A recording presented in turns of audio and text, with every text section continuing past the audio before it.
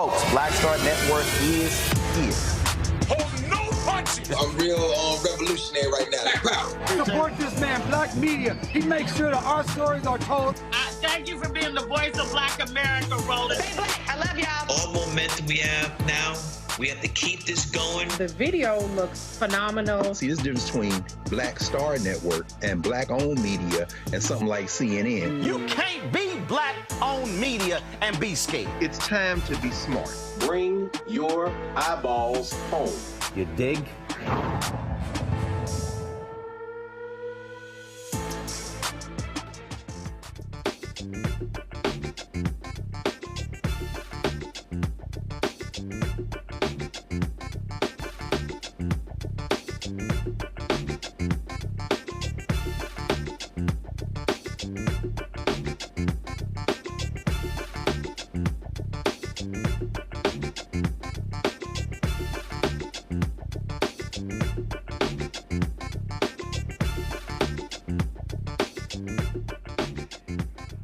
Hey folks, today is Friday, August 9th, 2024.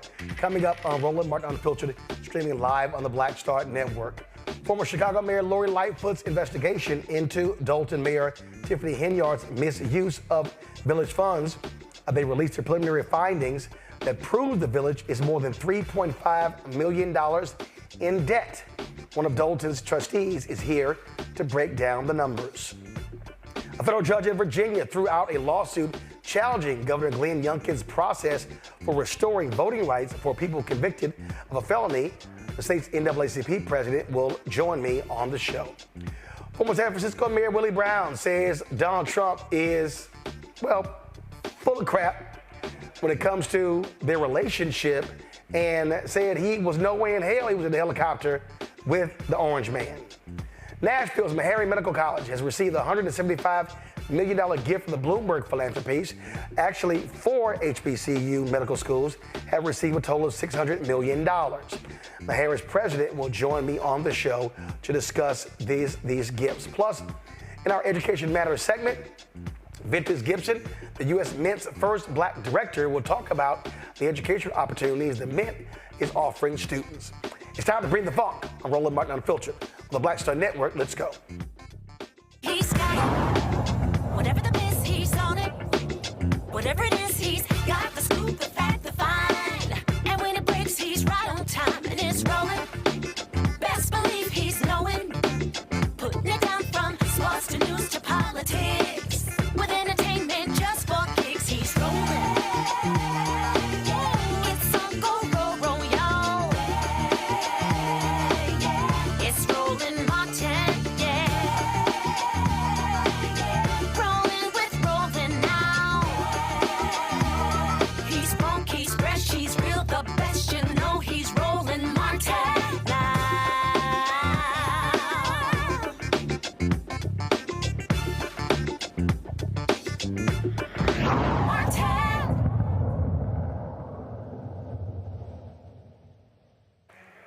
Former Chicago Mayor Lori Lightfoot was hired by the trustees in Dolton, Illinois, to assess the state of the finances of this South suburban town.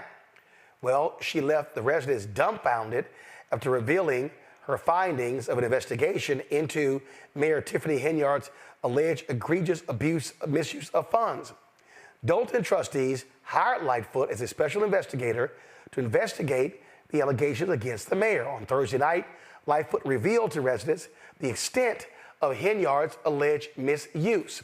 Lightfoot stated that in April 2022, Dolton's general fund balance was $5.61 million. Not now. This has been a challenging investigation, to say the least, because we have not received the level of cooperation from the mayor and her team that I would have hoped. Nonetheless, we've had, I think, a breakthrough that's allowed us to be here in front of you today to give you the information that I know the trustees for sure and the members of the public have been seeking for some time. Many of you know that the village's fiscal year runs from May 1 to April 30th. So it's those 12 months, but they spanned 2 years. Certain financial disclosures are mandated under state law that the village reports to the comptroller of the state each fiscal year. Two documents that we're going to talk specifically about are the annual financial report, and you see the citation there, it's a state law, and the audited financial statements. The village has not, and let me repeat that, the village has not complied with these statutory requirements since fiscal year 2021. There's no annual financial report available after 2021 and no audited financial statements after 2021. So what that means is the information that we're providing you has not been thoroughly audited by a CPA, but we do have information coming from an entity that essentially serves as the finance department of the village. Historically, from what we can tell, the village has had small or no full-time financial staff. At various times, even though statutorily there's a provision for a city treasurer, none exists and hasn't for some time. There's a provision for a finance director. There's been intermittent people that have served that role, but that role has been vacant as of May of this year. And before that, the person who held the role started working part-time as of the end of December in 2023. So as of May 30th of this year, the village's general fund was in a net deficit position, meaning that there is insufficient funds in that general fund. As we mentioned, the general fund is used to account for the majority of the village's day-to-day operations, including payroll and vendor payments.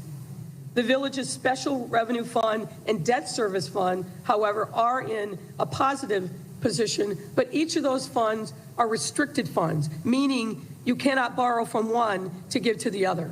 And that is what's causing, in part, the financial crisis. What's next you can see is a graphic that depicts where we started as of April, where the village started as of April of 22, with positive of $5.6 million in the general fund, and where we are as of May of 2024, which is a negative $3.65 million. Mayor Lightfoot, if I may. Yes. Just kind of as a summary now, just quick numbers. So in a 2-year span, we're talking about a $9 million swing or $9 million of deficit over that course of time. Would that be close to accurate? Yes, sir. Folks, joining us right now is Kiana Belcher. She is a trustee for the city of Dolton. Trustee Belcher, glad to have you here. So, all right, so this report, was it delivered in the council meeting or was it delivered in this secondary council meeting y'all have because Henyard controls the actual council meeting? The report was delivered in a special board meeting. A special board meeting, as long as it's called by 3 trustees and we have a quorum, we can move forward with conducting business. So it was sent to every member of the board, and it was a special board meeting held at the Dolton Park District because, once again, we have been locked out the Village Hall. So you had a surplus, now you're in a deficit. What the hell is her response? Right now, we don't have a response from her. If you've been watching or anybody has been watching over the last 3 years, we've been requesting information. We've been locked out of our My Viewpoint, which is the accounting for transparency of where invoices and receipts go. We kind of had an idea that we were in bad shape, but to see those numbers revealed last night was gut punching. It was sickening, and it just was a hard pill to swallow that a group of people have put us in this financial debt.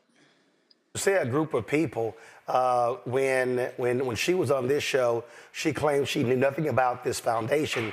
Then we found out that everybody who was tied to it had a direct relationship with her. One guy worked for the city as well as for the township. He's been indicted by the feds. And so, I mean, you know, what does that tell you that she will brazenly lie like that? Absolutely. She has been lying to the residents all the time. She's a recalled mayor. She has been recalled. She kept promising things to people. She was doing things without board approval. Saying that there was a $6.8 million grant and all these grants was coming when we knew that, we had an idea that none of those funds had been deposited in the account. She's a habitual liar. She can't help herself. When you say that she's been recalled, what does that mean? The village of Dolton went through a recall process at election in 2022, and the residents recalled her to try to put her out of her seat. Okay, that was in 2022. This is 2024. Yes. What happened? Was it a new election supposed to be scheduled? Our next election is not until February of 2025, so she was able to retain her seat as the elected mayor until her term is up. How? But she was recalled. I'm confused. The judicial system sometimes doesn't work in our favor.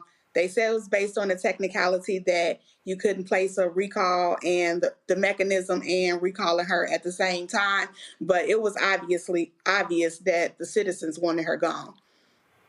Wow. So she hasn't responded to this report about Mayor Lightfoot. First of all, the report by Lightfoot, that's been paid by the city of Dolton, correct? That will be, yes, that's correct. Okay. So she's offered no response thus far, huh? No. And what amazes me is that on Monday's meeting, while we had discussions about laying people off, because since we have been getting some contact with the CPA, which they were at one point not giving us information, they were saying we had to do hard cuts. We had to cut back on spending. We made provisions to get the spending for the credit card froze. We put a limit on it. So we have started taking actions to try to stop some of this bleeding. But she came to the meeting with 2 federal criminal attorneys. So if you're not doing anything wrong, why would you be coming to a municipal meeting with federal attorneys? So what's next? The preliminary, this was a preliminary report, so there's more work to be done from Mayor Lightfoot, and then all of the information will be, the information that have been turned over to higher authorities, and we're looking to see if there's anything criminally that we can move forward with pressing charges. All right then, well, Trustee Belcher, we appreciate it. Keep us updated. Thank you so much for having me, Roland. All right, thanks so much. Folks, we'll be right back on Roland Martin Unfiltered on the Black Star Network.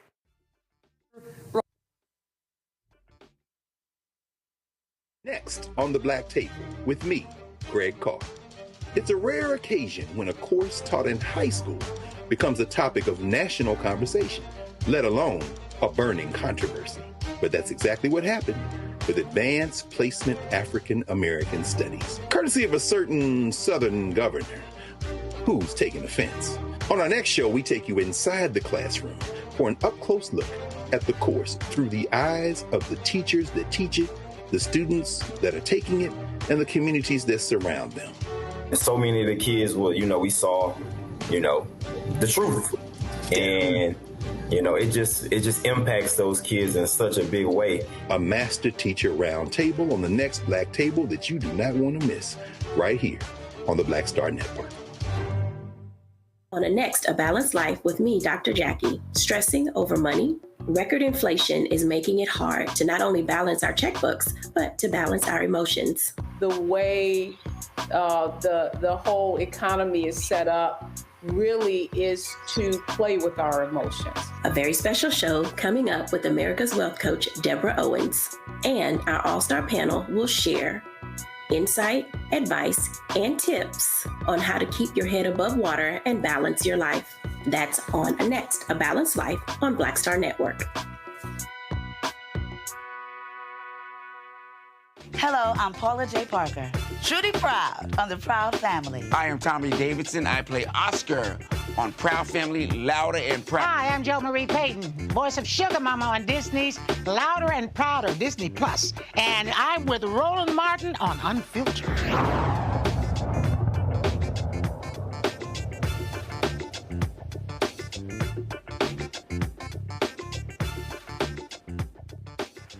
Folks, in a couple of hours, Vice President Kamala Harris and Minnesota Governor Tim Walz will be in Arizona. Folks, 20,000 people have signed up. They arrived there 5, 7, 8 hours early. We'll show you some of that video in a second. But yesterday, they spoke at a rally in Detroit, and mainstream media did not cover it. But Vice President Kamala Harris was on fire. We wanted to bring that to you. Here's what she had to say. It's good to be in the house of ladies, right?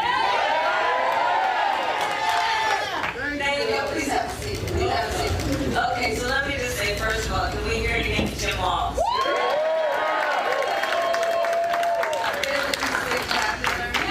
You know, some people have been asking, well, what do you and Tim Walz have in common? I said, well, you know, a whole lot. You know, we grew up the same way. We grew up in a community, people, you know, I mean, he grew up in Nebraska, me, Oakland, California. Seemingly worlds apart, but the same people raised us. Yeah. Good people, hardworking people, people who had pride in their hard work. You know, people who had pride in knowing that we were a community of people who looked out for each other. Right. Yeah. You know, raised by a community of folks who understood that the true measure of the strength of a leader is not based on who you beat down, it's based on who you lift up.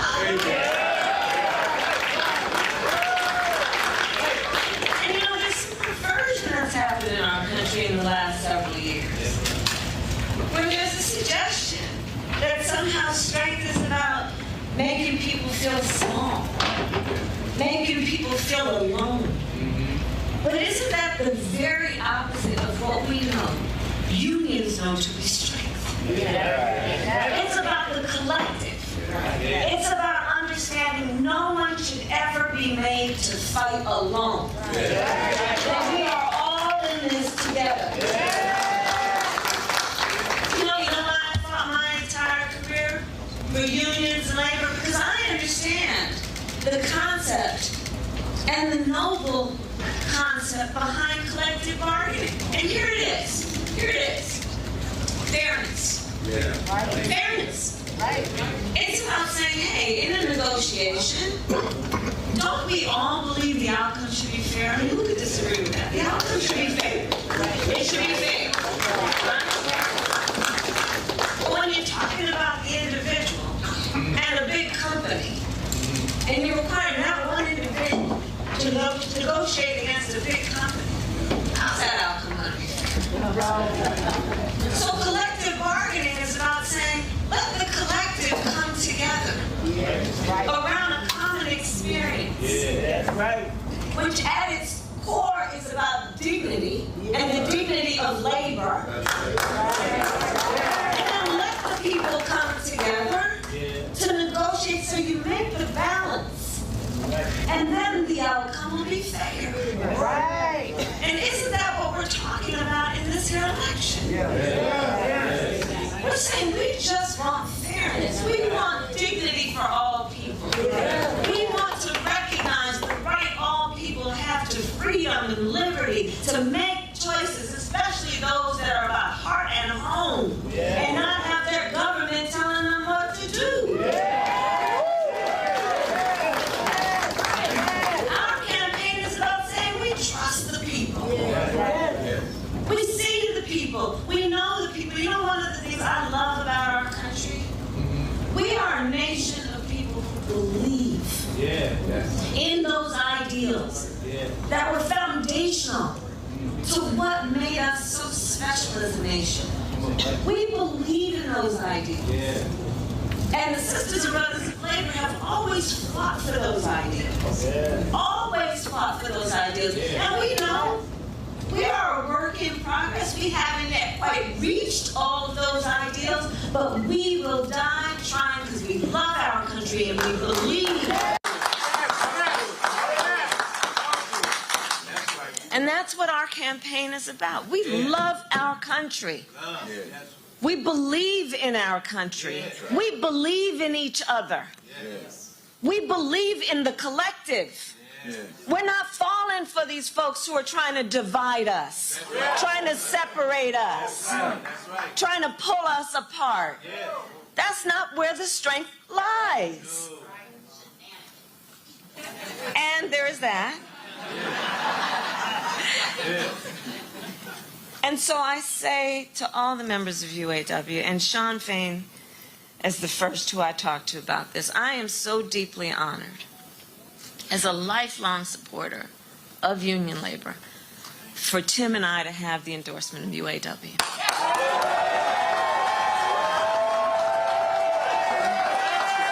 So deeply honored. Because you walk your walk. You walk your walk. And what we know, like we have talked about, we got 89 days to get this done. You know, the one thing about all of us is we like hard work. Hard work is good work. Hard work is good work. The thing that we like about hard work is we have fun doing hard work. Because we know what we stand for. And that's a big part of this campaign. You know, when you know what you stand for, you know what to fight for. We know what we stand for, and we stand for the people. And we stand for the dignity of work. And we stand for freedom. We stand for justice. We stand for equality. And so we will fight for all of it. And the bottom line about UAW is that I also know, and I'll say to all the friends watching, look, even if you're not a member of a union, you better thank unions. For that 5-day work week. You better thank unions for that 8-hour work day. You better thank unions for that vacation time. So I'm here to say thank you. Thank you. Thank you. Thank you to the sisters and brothers of UAW for all you are and all we will do over these next 89 days. God bless you. God bless you. All right, folks, going to bring in my panel right now. Joining us on today's show, we have Matt Manning, civil rights attorney, joining us out of Corpus Christi. Michael Imhotep, host African History Network show out of Detroit. Teresa Lundy, principal founder of TML Communications out of Philadelphia. Teresa, I'll start with you. That was a vice president, not on teleprompter, speaking directly from the heart. And that is what is sparking fear in the hearts of Republicans. They're going crazy. They don't know how to hit her. They're trying to hit Governor Walz on his military record. You got Megyn Kelly out here talking about tampon Tim, all that stupid stuff. I mean, they literally look like just childish individuals as they try to attack the Democratic ticket. Republicans look not only scared, but they are very, very worried. You know, we have seen the message change because they were very clear that Biden was the target.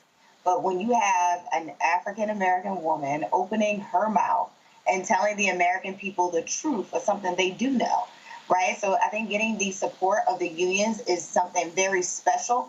It is a very hard task to complete, I know, because we work on local and statewide campaigns. So when you can do that and galvanize those hardworking people, it is saying something strong about your campaign. Because, when you're fighting, you have to fight with a record. And I think that's what unions and that's what other organizations that will be endorsing Kamala Harris in the future will be seeing. And that's exactly what she'll be saying. So I'm excited to hear more speeches like this in the coming days. Matt, we had, of course, the news conference, if you want to call it that. I call it a lie fest yesterday with Donald Trump. And all he did was whine about, how he doesn't get credit for his crowd size. They, again, Amanda, straight up, they're scared of what they're seeing. They cannot handle the type of enthusiasm and the interest that they're seeing for Democrats, whether they were in Philadelphia or Wisconsin or Detroit, and now today in Arizona. I think that's right. I didn't get to hear the press conference yesterday, but I heard part of it on NPR this morning, and it's the same old thing, the same old talking points, the same old, apply a nickname to somebody and ride that nickname forever and try to get kind of the buzzwords and the interest for, little pointed things that he said. I think that they are, in fact, afraid. And I think I heard this morning that he's allegedly now saying he'll commit to 3 debates. But I think this is something that I said last week. One of the benefits to her having been a trial lawyer is she's extremely good on her feet. So even somebody in the crowd saying something, she's able to incorporate that. I will probably be the dissenting voice on this and say I think this is a little bit of a missed opportunity, at least the part that I heard, because unions are so important to the fabric of not only this country, but a very important electoral contingency. And I think this is an opportunity, could have been an opportunity to really delineate for working people exactly what some of those policies are. However, I don't know the circumstances under which this event went about. So maybe that's something that's kind of a foregone conclusion and they didn't need to do that. But I think with the inclusion of Tim Walz especially, they're speaking to people of the Tim Walz ilk. And I think an opportunity like this is the perfect time to say exactly what they are going to do for working people. And I'm hoping I get to hear some more certainty on that going forward. But I do think Trump is afraid. And I think that they recognize that this is not the same Joe Biden they had been preparing to run against. This is a completely unknown quantity, and it's showing that she is very good on her feet and very good in front of a camera, as is Mr. Walz, and that creates a big problem for them. I keep making this point that you cannot in any way replace enthusiasm. You cannot try to mimic it. You can't try to do it, you can't manufacture it. It has to be organic. And what we're seeing, here, Michael, is a Republican response that is freaking out. Now they're trying to use the media against the vice president. Oh, she's not taking questions. She's not, holding news conferences. Okay, whatever, dude. And it's driving them nuts. And then, of course, now they're like, I saw Frank Luntz, like, you go to her website, there are no policy positions that are on her website. Right. And you go, well, actually, all you got to do is listen to what she's actually saying, and then you'll hear the policy stuff. And they just don't want to even deal with any of that. And I think, again, the smart strategy for Harris-Walz is to keep pounding them, keep having these rallies, keep signing up thousands of volunteers, keep raising money, because it's getting under the skin of Donald Trump and all his supporters. Absolutely, absolutely. And Roland, thanks for showing that clip. That was actually in Wayne, Michigan, where it was yesterday. I watched the video, and you broadcasted it yesterday as well. So thanks for broadcasting the rally that she held at Wayne, Michigan, with the UAW and Sean Fain. So. And you're correct. Mainstream media did not cover this. They only covered like the last few minutes. They spent almost an hour covering that BS press conference that Donald Trump had, where he largely did not answer the questions that the press answered. And he just went on. It was just his grievance press conference. It was a grievance conference where he just continued to lie. So the Trump-Vance campaign is scared to death. When you have Trump, who didn't show up to any of the debates during the primaries. Now he wants to have 3 debates with Vice President Kamala Harris, who he calls dumb. Now, just a few days ago, he did an interview where he said, why should I debate her? Okay. But then polls started coming out showing her surging and actually beating him. Now he agrees to the September 10th ABC News debate after he tried to back out of it and cited a defamation lawsuit he had against ABC News and George Stephanopoulos, right? Okay, but he agreed to the debate after he filed the lawsuit. Okay, so now he agrees to that. Then he wants the September 4th on Fox News and another one on NBC. He's scared to death. They don't understand how to deal with this. He talks about crowd size. This fool said that he had more people on January 6th, okay, at the White House than Dr. King, August 28th, 1963, at the March on Washington, where he had 250,000 people. So one of the things that's taking place is Donald Trump is unraveling, and they're are articles. The Independent had one where you have Republicans who don't think Donald Trump is mentally stable to survive this campaign because he's getting worse day by day. So Biden-Harris needs to continue to register people, continue to have these massive rallies, because enthusiasm is contagious. You're right, Roland. You can't fake this. There's a whole shift, political shift that's taking place, and it's going to impact down ballot as well. They could maintain the Senate, keep the House, and get the White House back. So this could be really huge. We've got less than 90 days. It's time to go. Well, look, I mean, again, we see exactly how this whole thing is shaping up. We see in terms of how the race is shaping up. We see, of course, what's driving him crazy. And again, I'll say this here, Teresa. There's no way in hell the Harris campaign should agree to any debate that involves Fox News. And their response, Teresa, should be, they paid a $787 million settlement for advancing Donald Trump's lies by the 2020 election. They have forfeited their opportunity to host a debate. They should not do anything. I agree. I mean, if anyone who watches Fox News in the morning, it is never anything fair and transparent and unbiased against Kamala Harris. It's essentially it's a Trump on Democratic politics and policy. So literally. So, I find it interesting that, them wanting it to be on Fox News, knowing that there's a clear conflict, but also acting like the other networks do not do their jobs in terms of making sure that the questions that are being asked are fair and just and allowing the time. We do know with every correspondent, every news reporter at Fox News are very biased.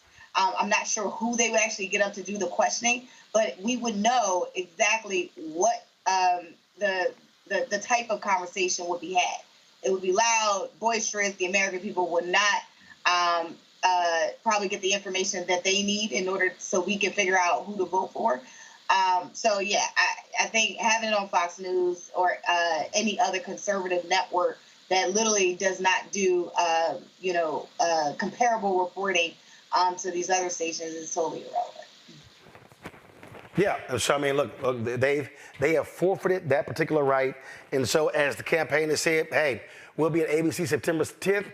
Y'all show if you want to. Gonna go to a break. We come back. We're gonna talk about voting rights in Virginia. The battle continues when it comes to getting the rights restored to those people who are formerly incarcerated. You're watching Roland Martin Unfiltered on the Black Star Network. Don't forget, support the work that we do. Join the Breeder Folk Fan Club, y'all. I stopped by the post office today.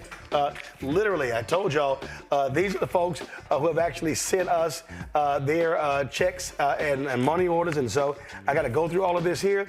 And so if y'all want to support the work that we do, we are going to Chicago for the Democratic National Convention. It's going to cost us about $25,000. We're going to be live broadcasting every single day, 6 to midnight. So your support is critical. So see your check and money order, P.O. Box 57196, Washington, D.C., 20037-0196. Cash App is $RM Unfiltered. PayPal or Martin Unfiltered. Venmo is RM Unfiltered. Zelle, Roland at RolandSMartin.com, Roland at RolandMartinUnfiltered.com. We'll be right back. I need you to scream for your new beginning. 5, 4, 3, 2.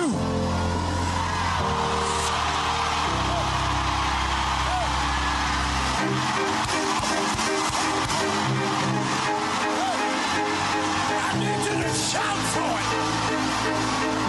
I need you to shout for it. It won't always be like this. Sooner or later, it's gonna work in your brother's favor, in your sister's favor.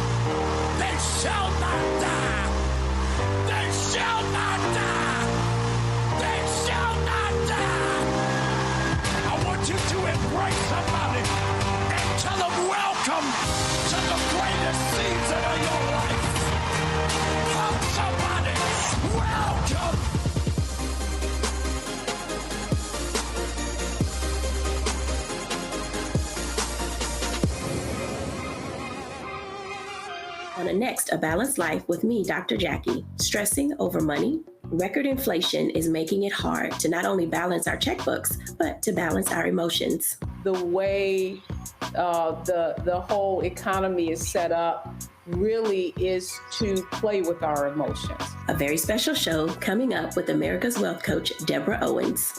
And our all-star panel will share insight, advice, and tips on how to keep your head above water and balance your life. That's on Next, A Balanced Life on Black Star Network.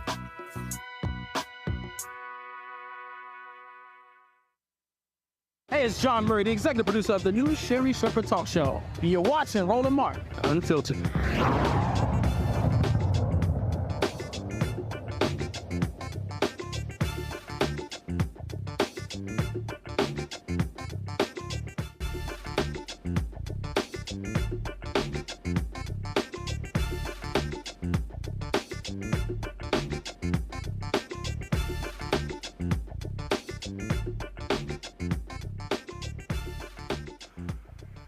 A federal judge in Virginia denied a challenge to Governor Glenn Youngkin's process for restoring voting rights for people convicted of a felony.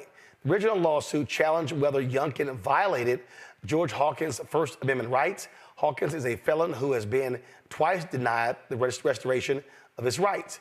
U.S. District Court for the Eastern District of Virginia ruled Hawkins filed his lawsuit under the wrong section of the law. The court did criticize the governor's use of power in the only state in the country that permanently strips civil rights away from those who are formerly incarcerated as felons. Reverend Cozy Bailey, the president of the NAACP's Virginia State Conference, joins me right now from Virginia. Glad to have you on the show, Reverend Bailey. So, this is an ongoing battle. Here you have the governor who clearly is not operating in good faith like previous Republican governors like Bob McDonnell. And so he is standing in the way of those who are formerly incarcerated who want their right to vote back. He absolutely is, Roland, and it's good to be with you, and thank you for this opportunity. We in the Virginia State Conference and NAACP have been on top of the things that Governor Youngkin has done in a variety of spaces, but especially this one on restoration rights since he has been in office. And again, you are right. If you look at the records of the previous three administrations, beginning with Governor Bob O'Donnell, there is almost a cliff that the number of restorations per year that this governor has done has fallen off of. So how many people in Virginia right now who are trying to get their right to vote back? What's the number? I'm not sure exactly what that number is, Roland, but we have found that, again, the numbers that have been approved or restoration of rights granted have fallen precipitously over the past few years. What we find is, and again, off the top of my head, maybe 1 in 25 who actually petition for the restoration of rights actually make it through the process. But the problem, Roland, is that we have determined is that we don't understand what the process is. And more importantly, those previous convicted felons don't understand what the process is either. It's very subjective. So what's next? So we have submitted a variety of Freedom of Information Act requests to the governor. You may have heard about a lawsuit that we have submitted in the state courts. That is, in fact, the case. It was only after we submitted that lawsuit did the governor's office begin to provide the information that we were asking. And essentially, it's information that describes what the process is. We have suspected all along that it is a subjective process as opposed to objective. And of course, Roland, we all know that when you have a subjective process, it is easy to move the goalposts, if you will. Last December, a judge in Richmond ruled that the governor did not have to provide what we consider critical and essential information from a database that would give us a better insight and that we could share with people who are trying to get their rights restored. We were unfortunately ruled against on that, but we have appealed that recently here in the month of July, and we will continue to move forward. Roland, I think that the viewers should understand that while this administration, specifically this governor, continues to talk about redemption and a second chance, the way that he is dispensing his way of restoration of rights is counterintuitive to that. It is in conflict with that. Questions from our panel. Matt, you're first. Yeah, so my question, Reverend Bailey, is I know that there's some conversation about the House, or rather the whole House of Delegates, implementing a law or changing the state constitution to take this out of the governor's hands.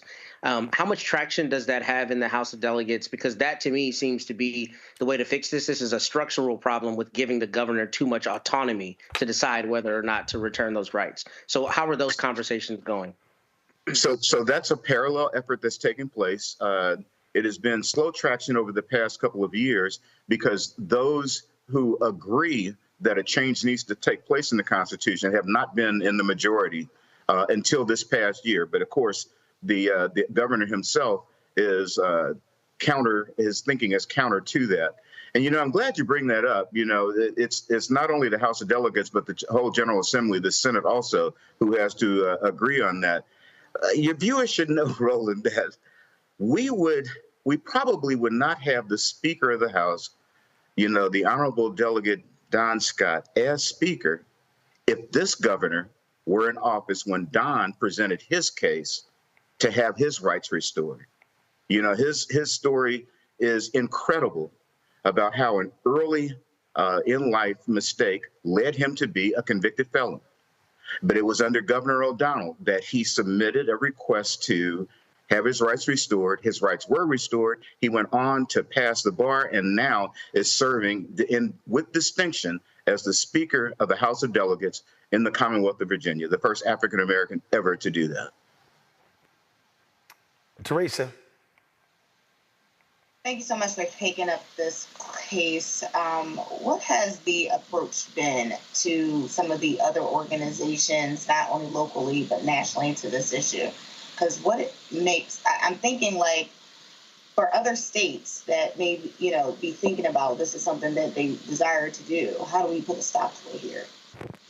So, first of all, Virginia is unique in that it is the only state that permanently strips the rights of convicted felons and then forces them to come back and petition for the restoration of those rights through a single source, and that being the governor. The federal lawsuit that Roland talked about at the beginning of this segment kind of emphasized how Virginia is unique in that way, when in a way that almost creates the governor as a monarchy. But at the same time, we are concerned in the Commonwealth of Virginia for the rest of the country, because if we are not successful in stopping and turn this around, perhaps some other states may actually change the way that they do business for restoration of rights for felons and begin to permanently strip them and make their constituents, their citizens, come back to the governor, and is similar to the case in Virginia, and petition in a subjective process for their rights. Michael. All right, Reverend Bailey, thanks for sharing this with us. So can you explain to us, first of all, what is Governor Glenn Youngkin's rationale or explanation of why felons should have their right to vote stripped from them for the rest of their lives after they serve their debt to society? And based upon my understanding of this in the article from the Washington Post, they can get their rights restored on a case-by-case basis, as opposed to them serving their debt to society and it automatically being restored to them. What's the rationale between felony disenfranchisement and voting, or felony conviction and voting? So I love that question, Michael. First of all, let me tell you, I'm not going to take a stroll through the mind of the governor, okay, in the way that you posed that question. But I can explain to you what the basis is of how he does things. In 1870, when Virginia was readmitted to the Union, their Constitution, our Constitution, had some things in it that, again, set apart the governor as the sole authority to restore rights of convicted felons. Now, felonies were defined very differently in 1870 than they are today, but regardless, it is a subjective process as opposed to objective. And so that's the first problem that we have. Then we have a governor who calls himself a Christian, who says that he believes in redemption, who says that he believes in second chances, who acts in the exact opposite way when he exercises that authority that he has been granted constitutionally. You know, I'm being repetitive, but I'll say it again. Governor O'Donnell, Governor McAuliffe, and Governor Northam all had streamlined processes that essentially asked the question, have you done all things that were required of you when you were convicted? If that's the case, then they would sign off and in many cases try to do it en masse on the restoration of rights. This governor has stated explicitly that, and I quote, every individual case is different. And that tells us immediately that he feels that because of the authority that the Constitution gives him, that he can act in a godlike manner. And he can determine when redemption is granted. He can determine, solely him can determine when a second chance is given. And so, Michael, that's what the problem is.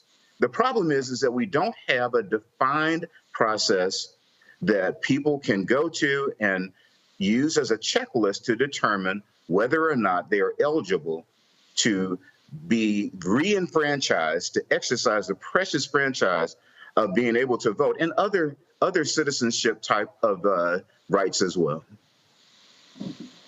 Okay, thank you. Right then, well, certainly keep us abreast of what's happening there in Virginia. Reverend, thanks a lot.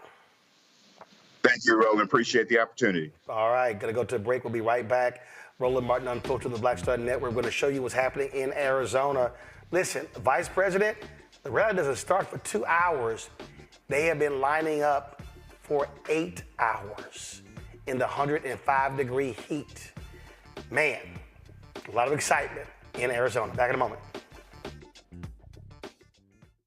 When you talk about blackness and what happens in black culture, we're about covering these things that matter to us, speaking to our issues and concerns. This is a genuine people-powered movement. There's a lot of stuff that we're not getting. You get it, and you spread the word. We wish to plead our own cause.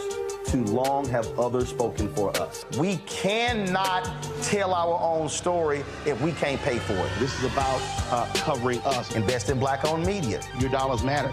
We don't have to keep asking them to cover our stuff. So please support us in what we do, folks. We want to hit 2,000 people, $50 this month, raise $100,000. We're behind $100,000, so we want to hit that. Y'all money makes this possible.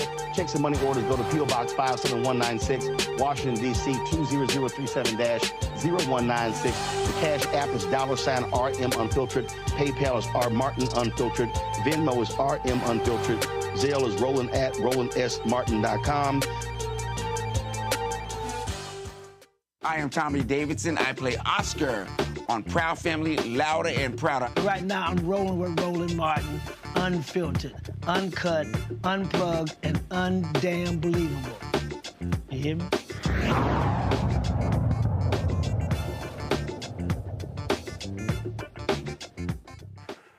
All right, folks, the Harris Walls rally in Glendale, Arizona won't start until 8:45 p.m. Eastern. Folks, check this out. This was literally shot, dropped an hour ago. 105-degree heat there in Arizona, and they have been in those lines literally trying to get in for the last several hours. I mean, that is crazy. This here is another video of what's happening there in Arizona. Unbelievable crowds there as well as they are waiting for Vice President Kamala Harris. There was another video. I want to pull that particular video up just to show you a different view of the crowd. Go ahead and take this view right here. And so you see how packed that arena is. And I'm telling y'all right now, Donald Trump is seething. He's probably like, was it Charlie Brown who had that damn blanket, or was it Linus or one of them damn characters? Donald Trump is probably like sucking on his blanket. Look at all the people they got. You know, I had 150,000 in an arena that only holds 10,000. But again, you're talking about 20,000 people there.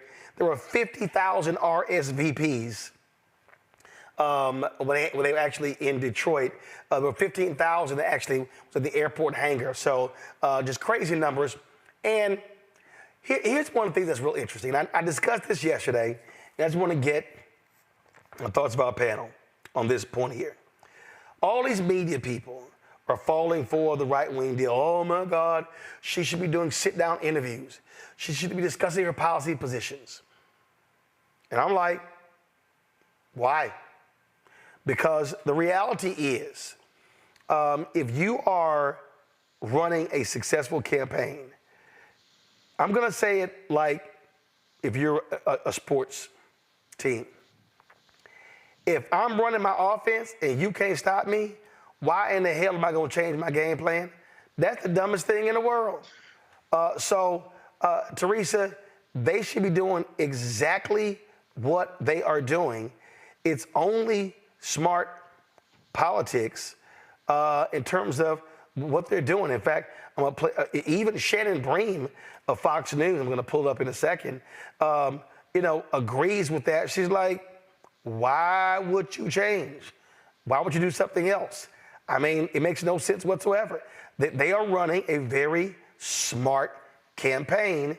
And so I say, keep doing what you're doing.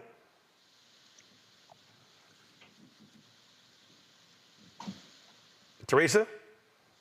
Oh, no, I totally agree. I mean, it's not like, Kamala Harris is a new to the game here. She has been a part of the Joe Biden administration. So we know what she stands for. We know she stands for economic Black and brown businesses. We know that she cares for unions. We know the type of policies that they put out to secure the border.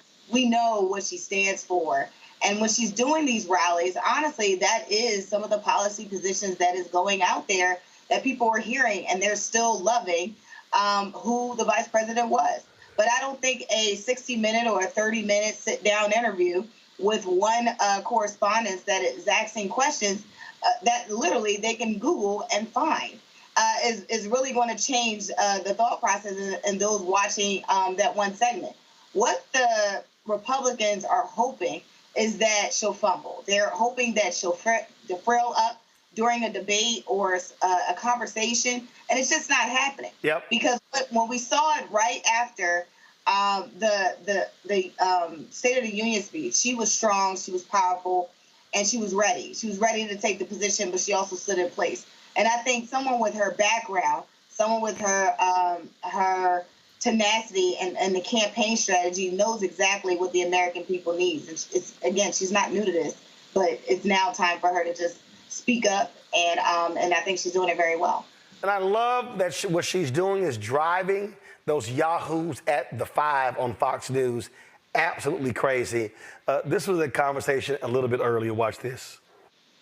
If you believe that Kamala Harris, and Judge, you're right, there's no substance there in terms of ideas for how she's going to solve problems. You know what I would be doing if I were running against her? I'd be supplying ideas. I'd be laying out my vision instead of doing the same thing he's been doing for the last 10 years. I think she has caught up with him for a variety of reasons. Number one, it's not Joe Biden. But number two, I called Donald Trump 3 months ago the greatest political athlete I had seen in politics. He is not measuring up to that title any longer. This candidate on the Democratic side is in his head. He is unsettled by her. He's unnerved by her. And he has not figured out substantively how to campaign himself. As much as you may be right about what she's doing and what she's not doing, your candidate is doing even worse. The truth is that, Shannon, that the president talks about issues unlike what Harold is representing. He talks about the border. He talks about the economy. He talks about crime. He talks about what's going on in the Middle East, how he made the Abraham Accords, and we're on the verge of a world war in the Middle East, a world war as a result of what's going on. But the truth is, he is getting his word out, and yet Democrats are saying, no, he isn't. Well, I think with their number one goal so far, the message has been, we're not Trump. I mean, because if we're not getting into policy yet, and it's not on the website, and they haven't done the interviews, and they're not really talking about the minutia of policy on the campaign trail, it is, as Jesse said, it's joyful. They're happy warriors, and look at this, team go. So how long does the honeymoon last? Does it puncture to get to policy? She said by the end of the month. So a month after becoming the nominee, maybe we're going to have a sit-down interview from her. In the meantime, if I'm advising her, I say just keep doing this. It's working. You have an adoring media. You have people who are not pressing you on what appear to be changes in positions and those kinds of things. It may be the debate is the first time that they get to that. But in the meantime, I wouldn't change anything if I was her. It's working. Her unfavorables are down. Her favorables are up 12 points just since she's been named to the ticket. So why change it if it's working? Yeah, kind of basic to me. Why change it if it's working, Matt? Yeah, I think Teresa was right, and I think that sentiment is right. There's no reason to change it, but let's just get down to brass tacks. This happens to black people all the time. When white people, particularly somebody in a position where they are appraising their value, moves the goalpost as to what is acceptable and or applies a completely different barometer to one person as opposed to another. Case in point, I don't know what they're talking about, but I don't hear Trump talk policy. Trump slings nicknames and he slings barbs, and he may say something like the border, but he doesn't talk about deep policy. And in fact, that was strikingly evident in his debate with Mr. Biden. Mr. Biden talked a lot about policy.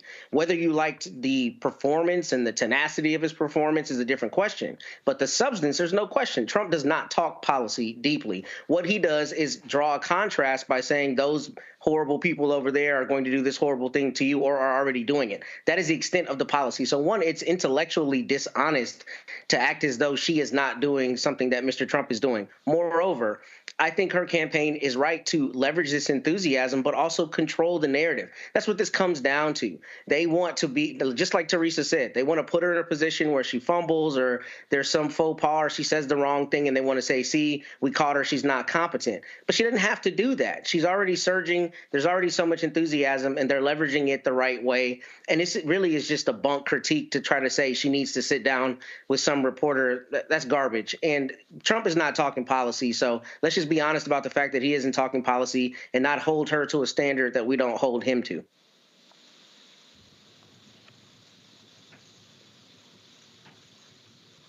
Michael? First of all, when you look at that BS Chiron that they had on Fox News in that segment you just showed, it said cowering Kamala.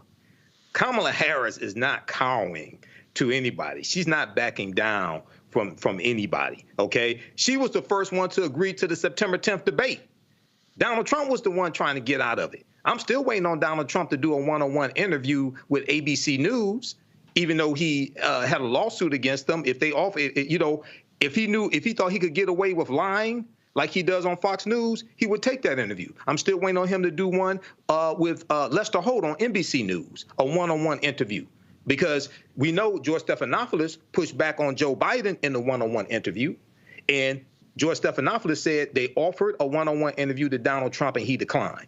Lester Holt pushed back on Joe Biden as well. Joe Biden didn't attack Lester Holt, okay? So Donald Trump is the one who's running. And people should look at the fact checking from that debacle of a press conference Donald Trump gave yesterday. Associated Press has fact checking on this. Yes, he talks about the immigration, and he lies about immigration. This fool said 20 million people came into the country illegally. He cites no evidence for this, but he doesn't talk about why he killed the strongest the strongest immigration bill in 30 years, which was bipartisan. In NABJ, he said 60, 70 million, or even more. So, I mean, that's what he's lying. But again, though, I always say the moment he opens his mouth, he's lying. So, I mean, Donald Trump will actually lie about lies. That's just who he is. Hold on 1 second. Actually, the Harris rally is actually starting in Arizona. I want to go live to that before I go to break. With the Biden-Harris administration, they've protected our water supplies. They've invested in infrastructure. They took on Big Pharma and they won.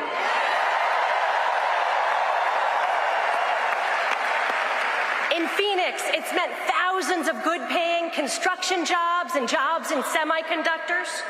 Just a few months ago, Vice President Harris and I met with an incredible woman from the Navajo Nation who is a member of our local iron workers union.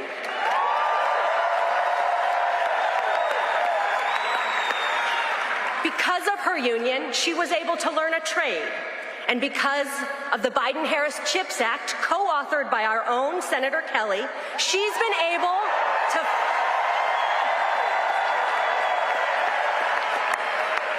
to find a job that pays 6 figures, which is life-changing for her and her family.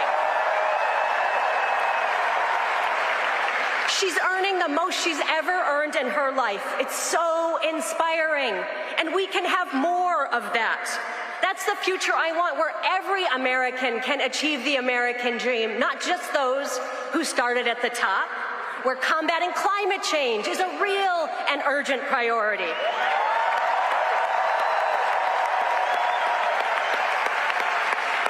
A future that is hopeful, joyful, and treats every person with dignity and respect.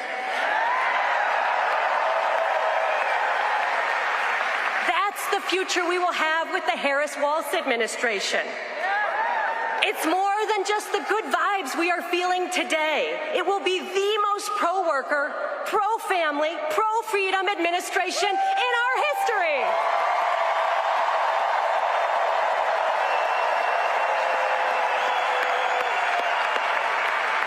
I am so proud to support Vice President Harris and Governor Walz, and I'm ready to work with all of you for the next 87 days to deliver Arizona and the White House. Thank you.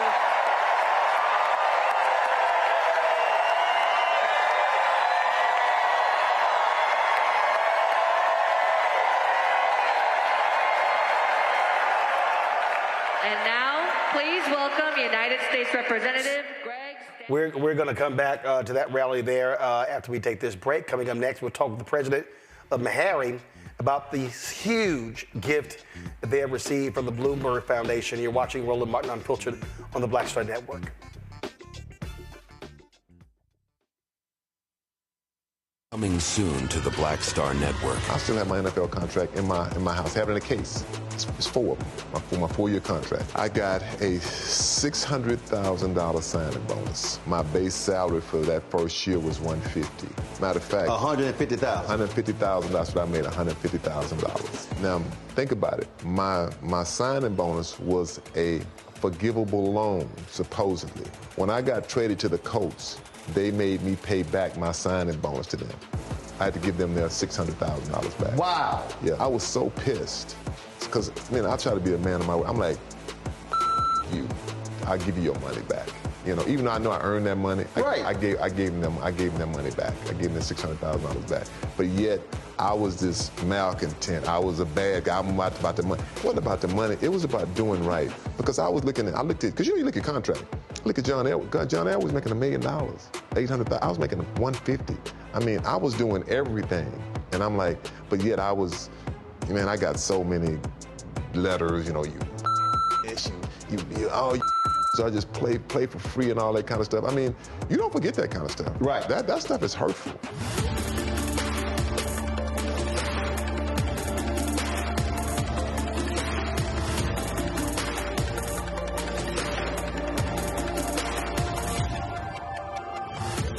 It's John Murray, the executive producer of the new Sherry Shepherd Talk Show. This is your boy, Earthquake. And you're tuned in to Roland Martin Unfiltered.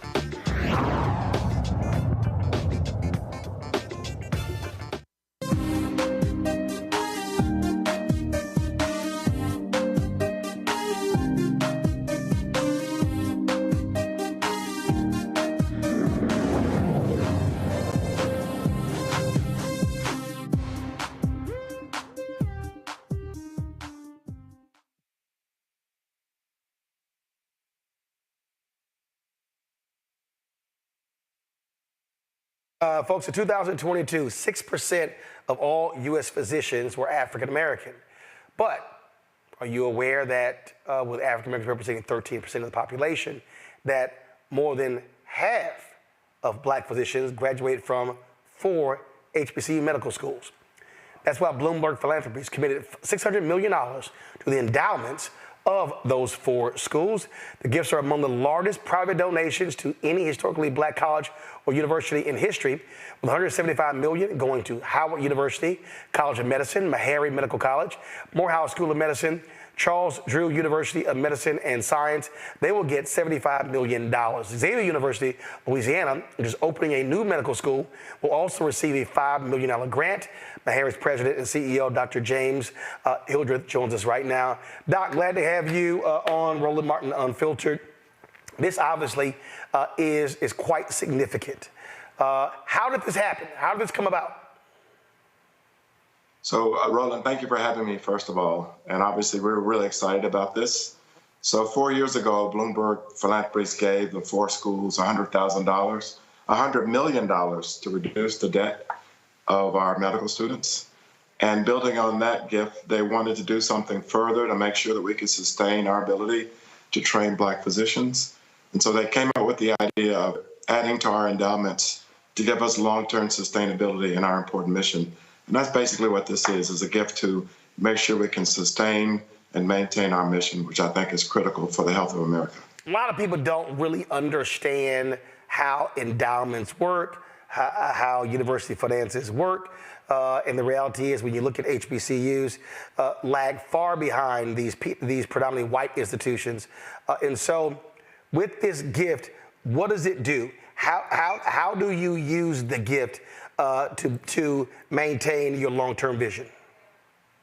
So, Roland, what endowments do is they provide a reliable, sustainable source of resources to maintain the mission of the institutions that they are part of.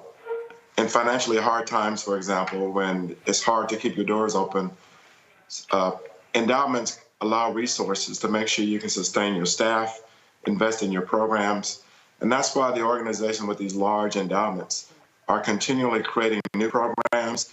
They create endowed scholarships for their professors. It's a number of things that can be done with the endowments that have not been possible for HBCUs because the endowments are so much smaller compared to the big organizations. And so for us, it means that we can be around perhaps for another 148 years doing the important work that we've been doing for the last 14 decades. And again, so that money is invested. It allows for you to draw from that. And what people don't realize is, I mean, listen, the average HBCU endowment is not even $20 million. People don't even understand that HBCUs are really working off of extremely thin margins. And that's absolutely right, Roland. Our endowment before this investment by Bloomberg stood at $190 million, which is one of the largest among HBCUs. But this almost doubles our endowment, which means we'll have almost double the resources on a yearly basis to invest in our students, to invest in our programs, and sustain a high-quality faculty to make sure we can deliver the best to our students. So it's really a transformational gift, and obviously we're very grateful to Bloomberg Philanthropies, and we intend to make the best use of these added resources. Questions from my panel. Michael, you first. All right, Dr. Hildreth, thanks for coming on and sharing this with us. Can you give some examples and reasons why having more African-American doctors will yield a better outcome for African-American patients? There's a lot of documentation on this, but a lot of times people really don't understand the correlation. So I think the best way to frame this is from the perspective of trust. If a patient does not trust that the provider has their best interest in mind, they're not likely to follow the directions given to them by the physician.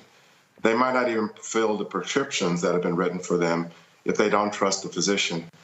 And the data are such that we know for sure that when the healthcare provider group matches the communities they take care of, the outcomes are decidedly better. That's particularly true for Black men.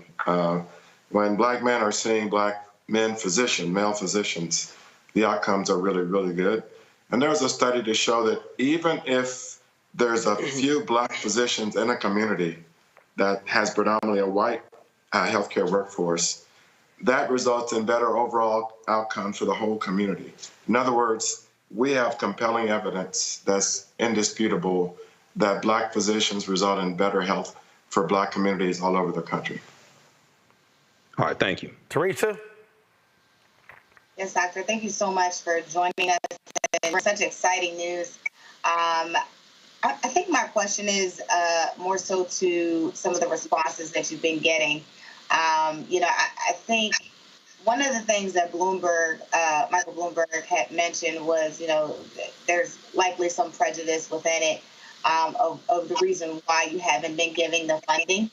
I thought that was, just powerful in itself because it is, recognized obviously amongst trustees and board members. But what is the response, to other organizations that you've heard in terms of this grand announcement? I think the first thing I would say is that racism is real in the United States. In fact, the former director of the CDC declared racism as a public health crisis that needs to be dealt with. Francis Collins, before he resigned as the NIH director, actually apologized for the systemic racism that had prevented Black investigators from getting NIH grants at the same rate as white researchers. Racism is real. People might want to, sweep it under the rug, but it has contributed significantly to the chasm in the health of people who live in the United States. And that was dramatically illustrated during the pandemic, when at one time in some cities in our country, the death rate per 100,000 people for Blacks was 10 times as higher than it was for whites. And so we think we have a very important role to play in sustaining the health of America. And that's why these additions to our endowments are an investment in a healthy America. That's the way we look at it. And people need to know we don't just train all Black students. We have mostly Black students, but we also train Hispanic students and white students. And part of our history that people may not know is that in the late 50s and 60s, in the South, white Jewish students were not admitted to white medical schools. They came to MeHarry Medical College. And so there are a lot of Jewish physicians right now practicing in America who owe a license to having been at MeHarry Medical College for their education. Matt? Yes, Dr. Hildreth, I have a two-part question. So congratulations on this wonderful donation. Does this afford y'all the opportunity to subsidize the students' cost of education to some extent? And the second part of it is, does this afford you the opportunity to create or augment any community health programs you have? What are the outcomes that may be for the wider community and actual health outcomes there around MeHarry?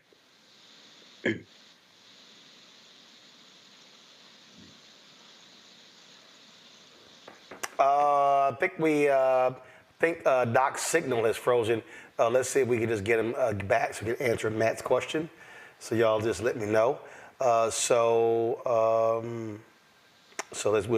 working that out right now, folks. As I said, 4 HBCU schools will be getting the $600 million from the Bloomberg Philanthropies. A huge, huge gift, which will make a significant impact on those 4 institutions. And thankfully, we're seeing that kind of investment made into these schools that typically do not receive donations this large. All right, we almost got Doc back. So working on that. Let's go to the Kamala Harris rally, and then we'll come back to this. Got the vintage roll, drop a couple hundred, tell 'em leave it at the door.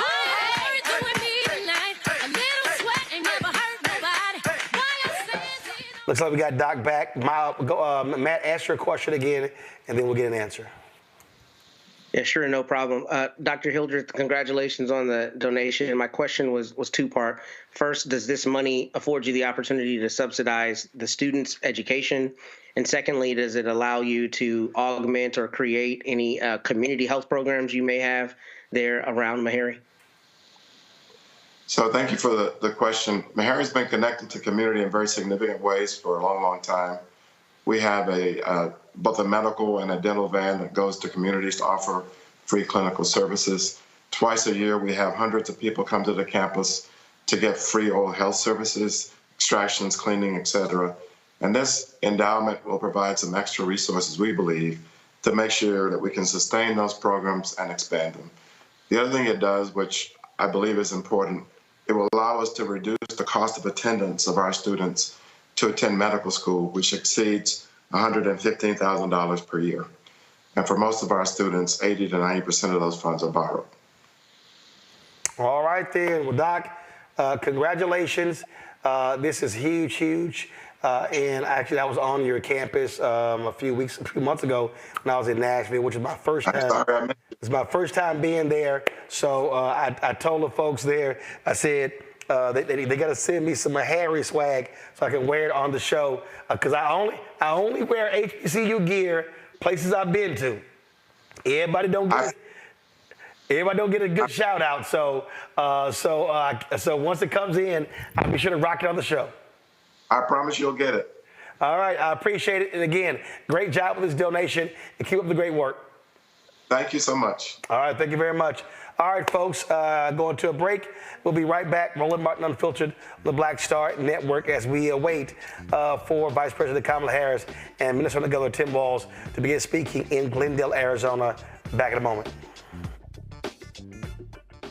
I'm Deborah Owens, America's Wealth Coach and host of Get Wealthy. On the next Get Wealthy, here's the good news. Black women are the fastest growing segment of business owners. The not so good news, the average business by Black women is only earning revenues of $45,000 or less.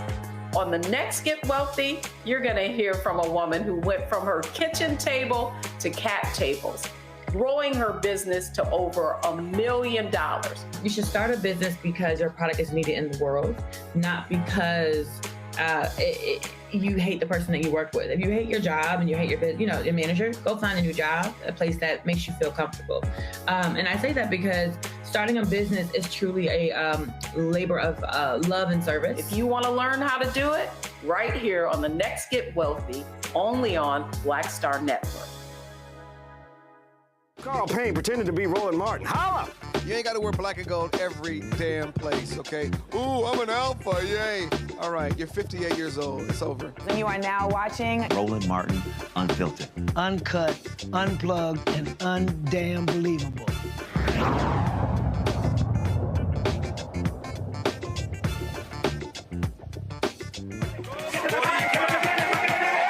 That is the Vice President Kamala Harris rally there in Arizona. And so, you can tell the DJ is all lit up. What is he playing?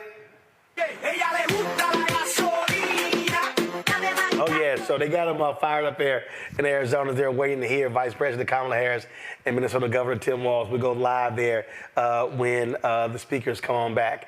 All right, y'all. Now, we discussed this earlier. We all know Donald Trump lied about lies.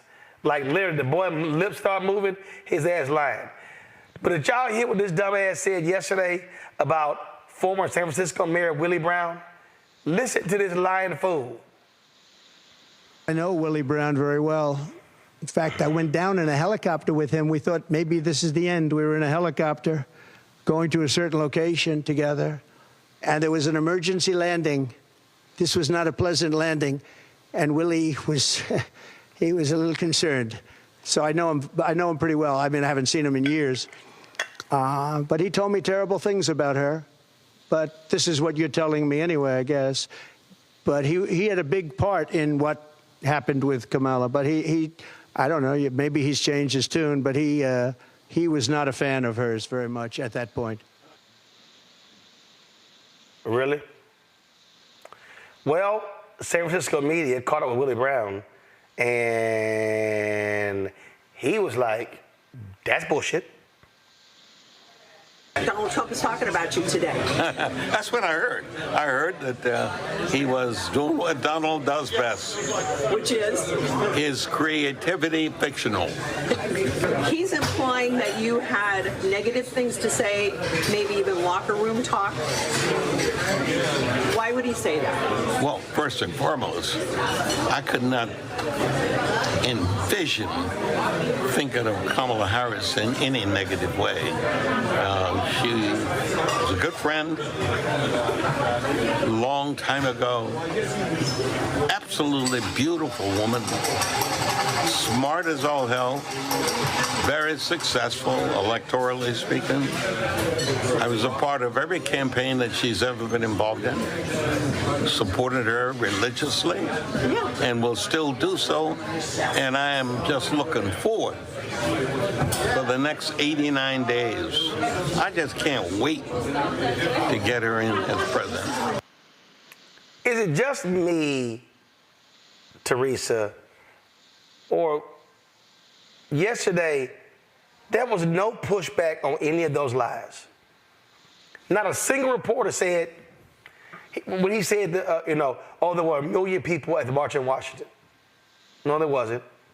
Nobody said, I'm sorry, did you just say you have bigger crowds than anybody? Dude, you never had bigger crowds than Obama. This is the thing that is perplexing to me, is when these media folks sit there and know this man lying, and they just go next question like it's no big deal. That is the big problem for me, this unwillingness to challenge this idiot about his lies. Yeah, and it also shows a bigger problem in journalism in 2024. You know, when we have elected officials, and, Trump can say he's not a politician, but he absolutely is. He was elected, unfortunately, but he was elected. And because of that, that makes him a politician. And politicians have been, known to lie. But in particularly, we have one that is running for president that literally is on attack mode every single time to Kamala Harris and Joe Biden and whomever that is actually doing the work. And so then we have these reporters who are very critical on specific policy positions about the people who are actually doing the work versus Donald Trump, who's like, it's interesting that they actually have to have fact checkers when clearly if you know that some of the things aren't done, if you can absolutely see that the crowds aren't big, if you can see that, during the pandemic, he was the worst. People, hundreds and thousands have died under his watch because of misinformation, because of miseducation. And it's just, again, it has me go back to my journalism class and, my schooling of it, where we're not asking the right questions, like you said, Roland. We're not doing our due diligence. We're not doing investigative reporting. It is, if that's what he says, let's go with the flow. And that's a problem. That is a problem because, again, this is why we're having so many issues trying to discern from real news, fake news, and bloggers in between, and who's a journalist and who's a media personality. Because there's so much information that is not being followed up on. And I think that is honestly the real challenge here, especially when we have somebody running for the president of the United States once again.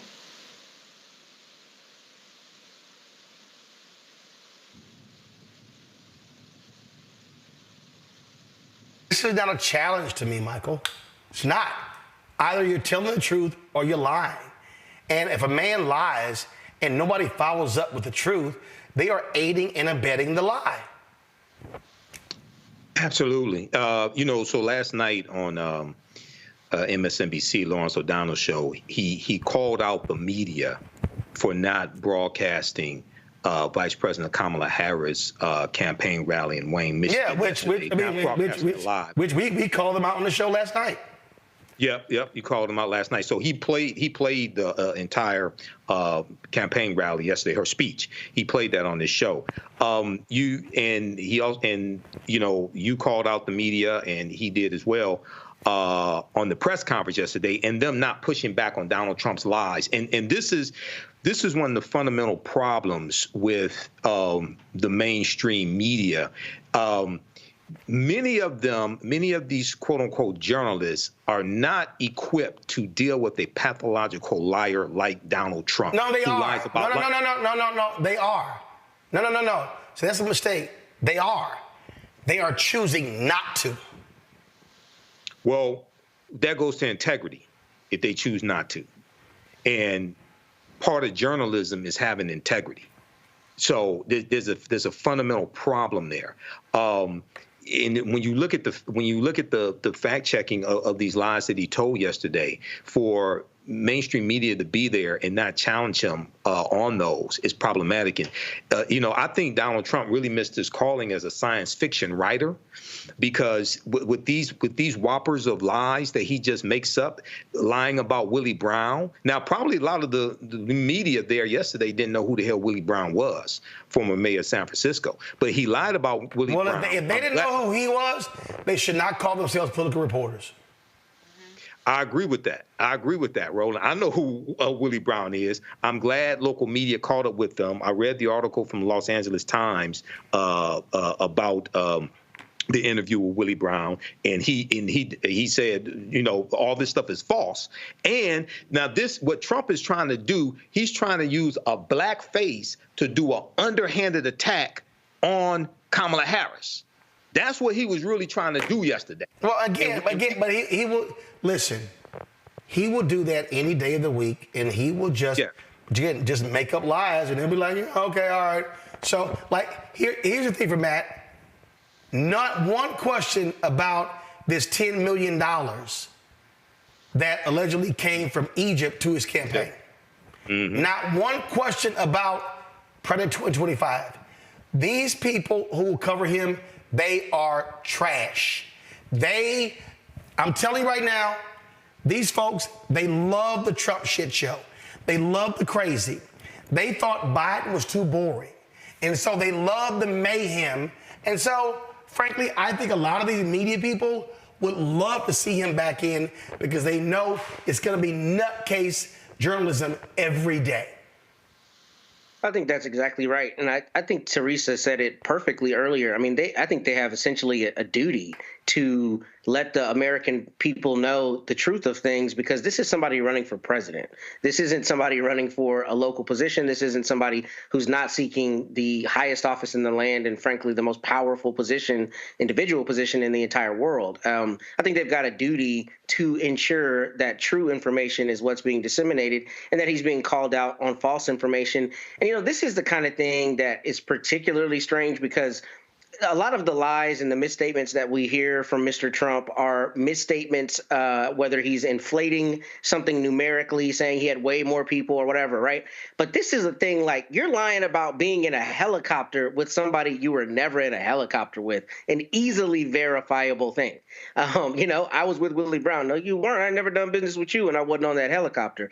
That, to me, in this instance particularly, shows one of two things. It shows just a brazen disregard for the truth, or it shows that he himself is lacking the very fitness that he was calling Mr. Biden out about, President Biden out about. So in that respect, I think that the journalists not calling him out on that is a shirking of their duty. But more so than that, I think it shows the depth to which Trump is willing to say anything he feels he needs to say to get the soundbite. And this is strange, because this is easily verifiable. I wasn't on that helicopter with you.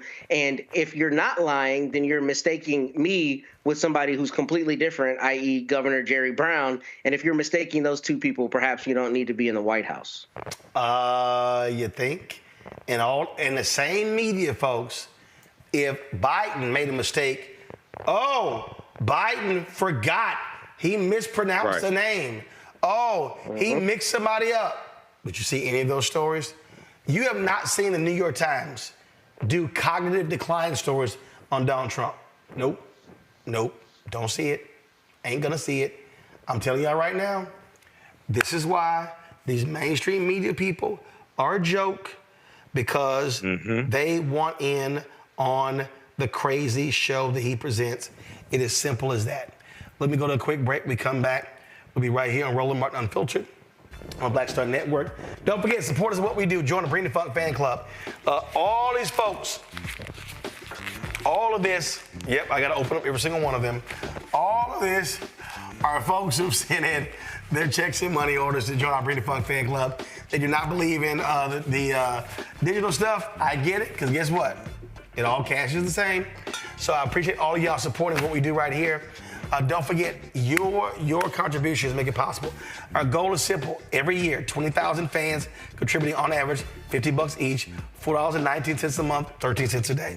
A lot of people who can't give that. People have given us as little. People have given us $25, $10, $5, $2, $1. People have given us more than $50. I've seen donations of $100, $200, and more. I appreciate every single dollar. And so you can do it as well. Don't forget, send us and remember, everybody who also is a donor, we put their names on our list. We run it every single Friday. We run every donor who contributes to this show. So please do the exact same thing. Check in money order, P.O. Box 57196, Washington, D.C., 20037-0196. Cash App, $sign RM Unfiltered, PayPal, R Martin Unfiltered, Venmo's RM Unfiltered, Zelle, Roland at RolandSMartin.com, Roland at RolandMartinUnfiltered.com. Download the Black Star Network app, Apple phone, Android phone, Apple TV, Android TV, Roku, Amazon Fire TV, Xbox One, Samsung Smart TV. Back in a moment. Hatred on the streets, a horrific scene, a white nationalist rally that descended into deadly violence. White people are losing their damn minds. An angry pro-Trump mob storms the U.S. Capitol. We're about to see the rise of what I call white minority resistance. We have seen white folks in this country who simply cannot tolerate black folks voting. I think what we're seeing is the inevitable result of violent denial. This is part of American history. Every time that people of color have made progress, whether real or symbolic, there has been what Carol Anderson at Emory University calls white rage as a backlash. This is the rise of the Proud Boys and the Boogaloo Boys. America, there's going to be more of this. Here's all the Proud Boys, guys. This country is getting increasingly racist in its behaviors and its attitudes because of the fear of white people. The fear that they're taking our jobs, they're taking our resources, they're taking our women. This is white fear.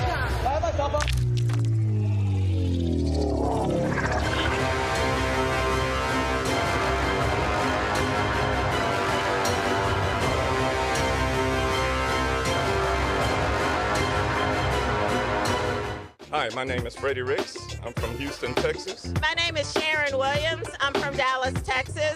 Right now, I'm rolling with Roland Martin, unfiltered, uncut, unplugged, and undamn believable. You hear me?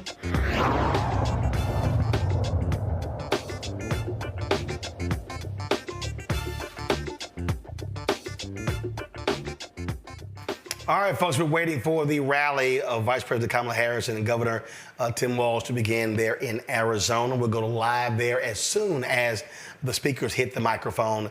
And so we'll let you know. We'll have all of that for you. But right now, time for Black and Missing.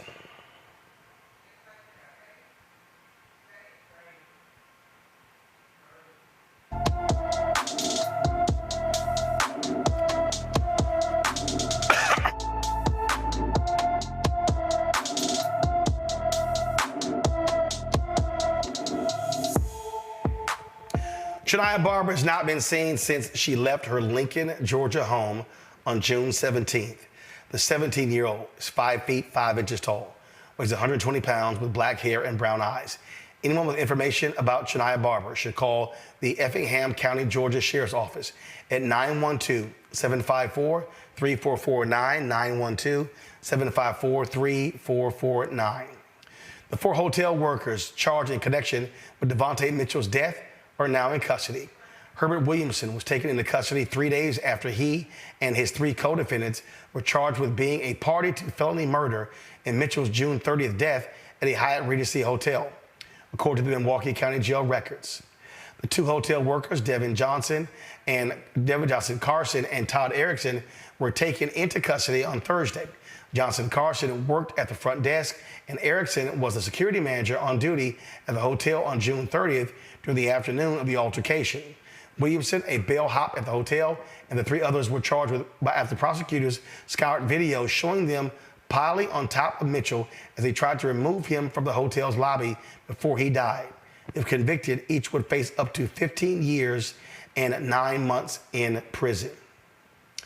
The Sangamon County, Illinois Sheriff Jack Campbell has announced his retirement amid mounting political pressure after one of his deputies fatally shot Sonia Massey in her home last month. Governor J.B. Pritzker said Campbell needed to step down because the sheriff has failed. Former Deputy Sean Grayson faces 3 counts of first-degree murder, aggravated battery with a firearm, and official misconduct in the July 6 shooting death of 36-year-old Massey. Campbell, who hired Grayson for the Sangamon County Sheriff's Department in May 2023, reiterated his intent Wednesday to stay on the job. Well, that ain't happening. You know what? The reality here, Matt, he should have stepped down because this man, dishonorable discharge, 6 law enforcement agencies in 4 years. If you're looking at a resume, that ain't even a red flag. That's sirens, alarms, that's everything going off at the same time. Oh, absolutely. And it happens very frequently.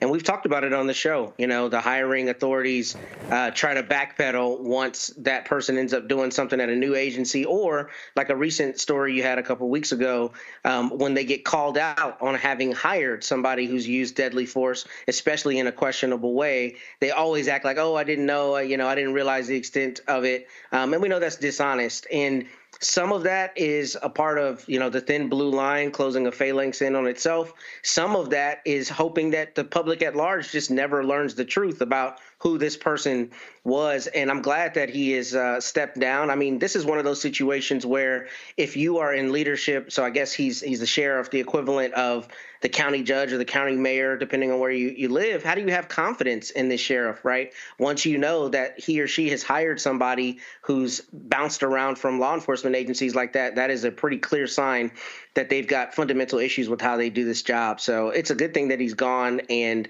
I'm sure he knew about the extent of the problems with this particular officer and just overlooked them. And that's an issue that we see across the country with this exact issue with police officers leaving and being rehired at other agencies after long and sordid histories.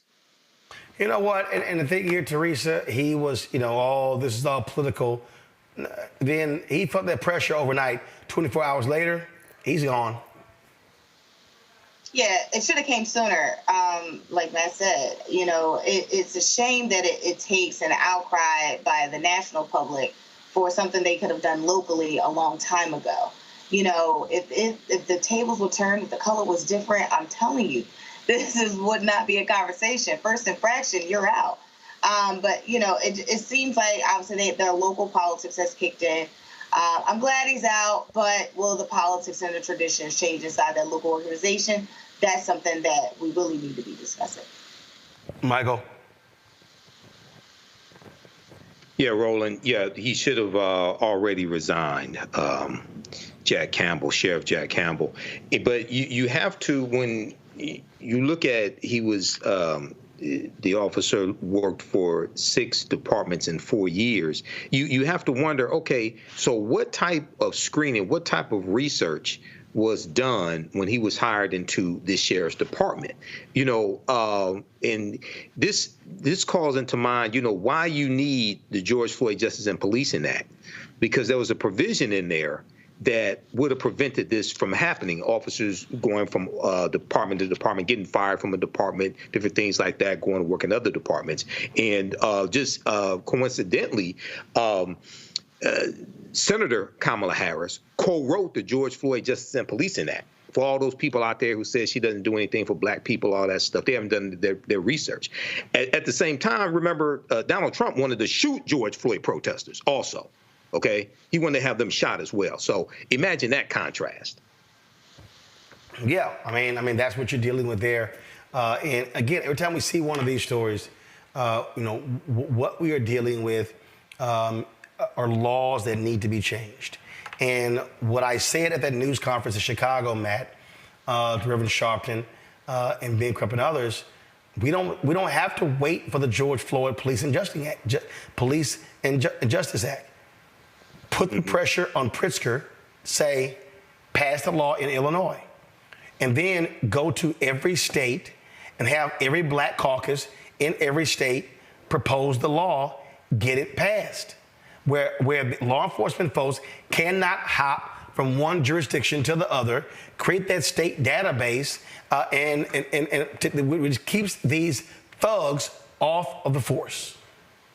Absolutely. Or add to that some kind of public disclosure so the public is aware that this person had this issue somewhere else, the same way you would with a conviction, right? I mean, with convictions or anything else that's public information, the public is entitled to know that. And that's what makes this so insidious, is that these officers will do something bad, have an issue, harm somebody, and then move somewhere else. And the people whom they're now policing have no idea of their background, and therefore are not able to hold their local government accountable for hiring him or her. So it should come with a public disclosure, and I think that's a good idea. And that's really one of the issues that we have when we talk about qualified immunity, particularly, and issues related to policing, is that so much of the immediate way to change it is on the local level, but we often talk about it at the high level. And locally, these things need to be changed. I mean, right before I came on the show, I literally had a family in my office where their son was killed about 2 weeks ago under questionable circumstances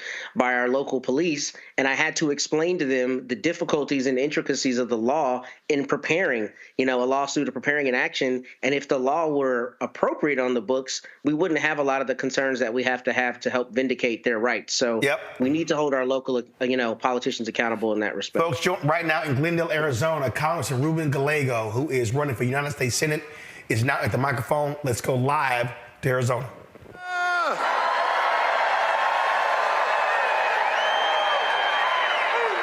It is so good to be here with my fellow Arizonans.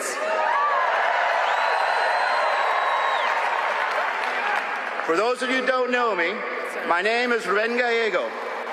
I'm a dad, a husband, a congressman, and next to be your U.S. Senator.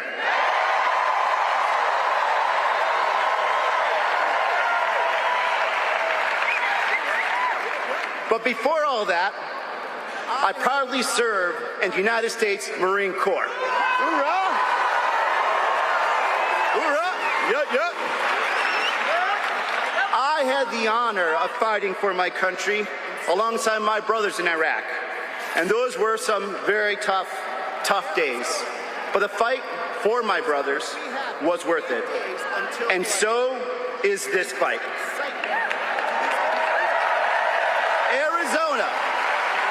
Arizona, we have 88 days until Election Day. And this excitement, this enthusiasm to fight for a better, a brighter Arizona together is what we need. Juntos y unidos, siempre.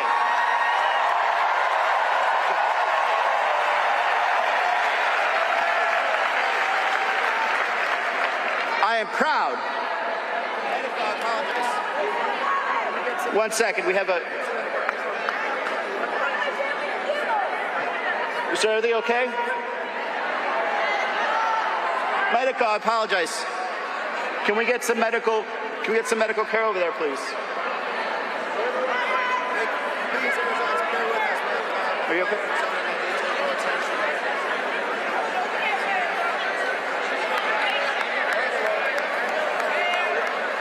Thank you. Please, Arizonans, bear with us. We have a fellow Arizonan that needs a little attention here.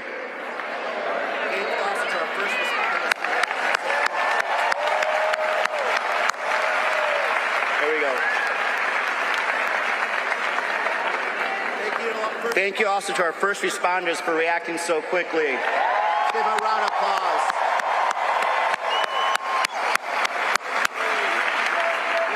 Thank you to first responders, law enforcement, everyone here for protecting us and taking care of ours. Thank you.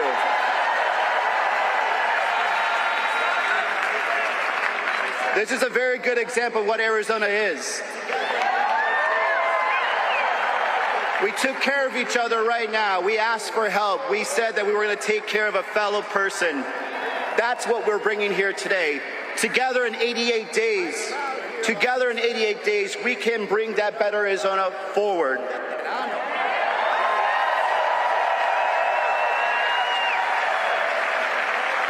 I am proud here also to stand together with another proud veteran, un veterano, Governor Walz.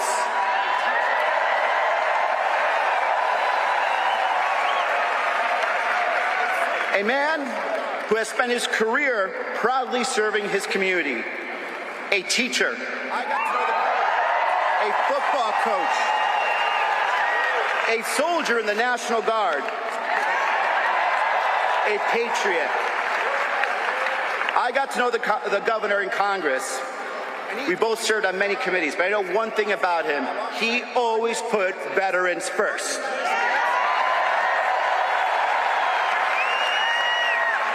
And he is going to proudly represent us alongside our next president of the United States, Kamala Harris.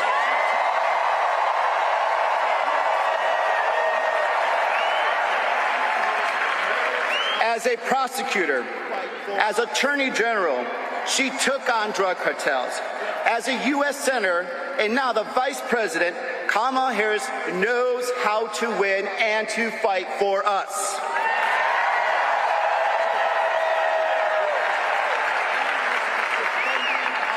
Look, Arizona, we are at a crossroads. We need to be cutting costs for our families. We need to be protecting abortion rights, and we need to be defending our democracy. All that and more are at stake in this election.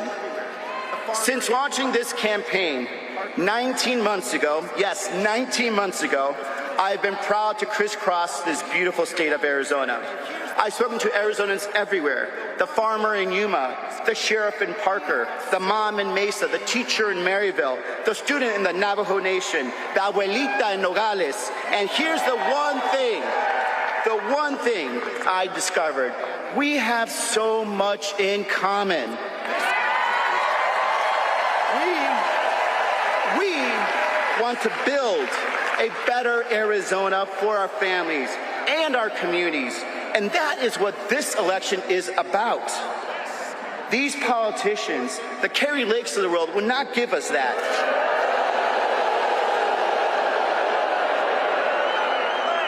She and they will divide us. She'll ban abortion and not look back. She'll put Medicare on the chopping block. And she has been very clear that she will not do anything to have true solutions to the border.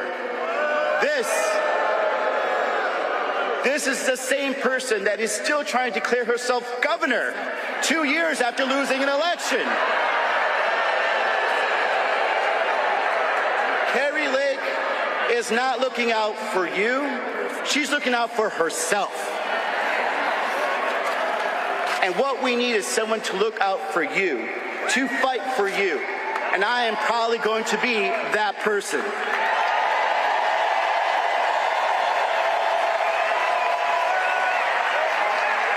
Because no matter what, and everyone knows it, once a Marine, always a Marine. And I never back down from a fight. So I'm going to fight for my daughter Isla, who deserves the same rights that her grandma had growing up. Let's fight for her.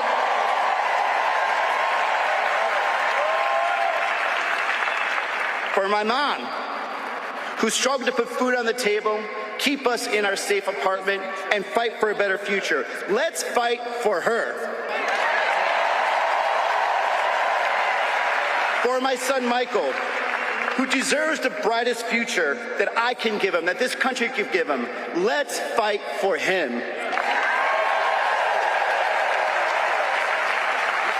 In the Marines, they teach you a lot of things, but one of the most important things to teach you, if you fail to plan, you plan to fail. So here's what we're going to do in the next 88 days. Let's defeat Kari Lake.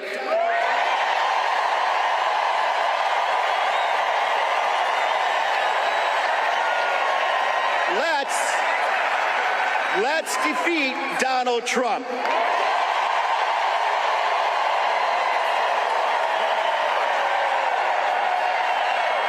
Let's fight for a better future for Arizona. And let's go win. Let us show them who we are in Arizona. Show them that you don't dare to come and try to take our rights, our freedoms, and our future away.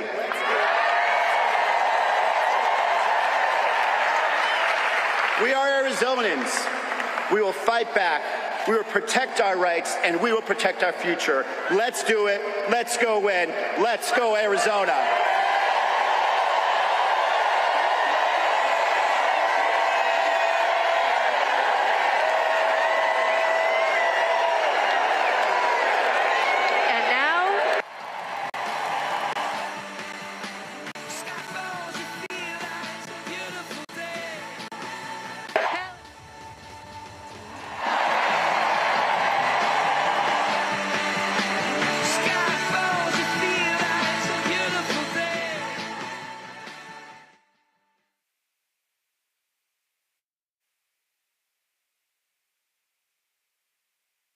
All right, folks, coming to the stage right now is Arizona Senator Mark Kelly and his wife, former Congresswoman Gabby Giffords. You might remember there was an assassination attempt at a grocery store in Arizona where she was almost killed, and she still is affected by that shooting. One of the reasons why both of them are huge gun control advocates. He, of course, is on the short list to be the vice presidential nominee. And so he's about to speak right now at the rally in Arizona. Let's go back there.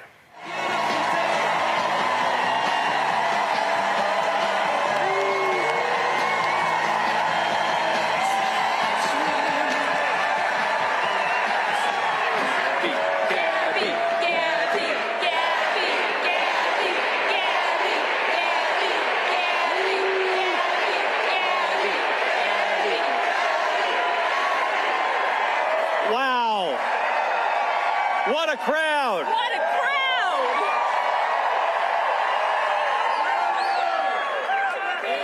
Thank you. Woo!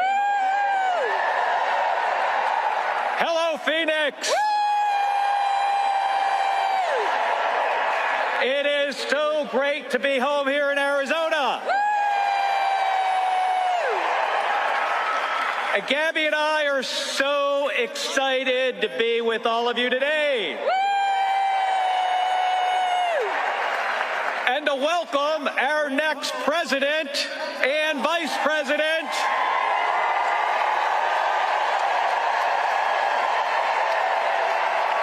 to our great home of the state of Arizona.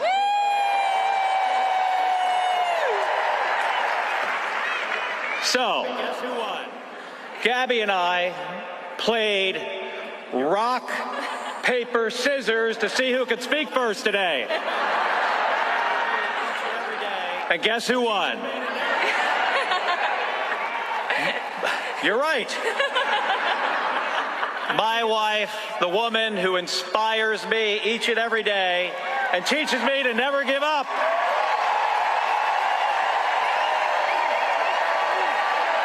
Gabby Giffords.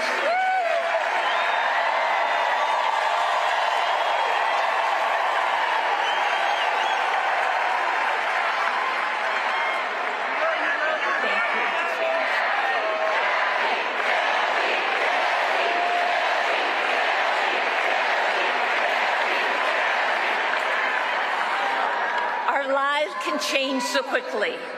Mine did when I was shot, but I never gave up hope.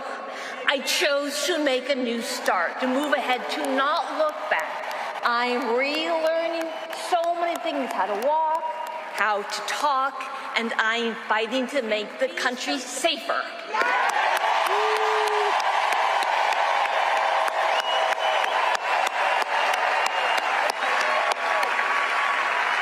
Can be so difficult.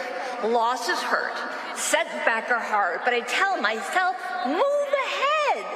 I'm finding joy in small things, riding my bike, playing the French horn, going to the gym, laughing with a friend. The small things add up. We are living challenging time. We're up for the challenge.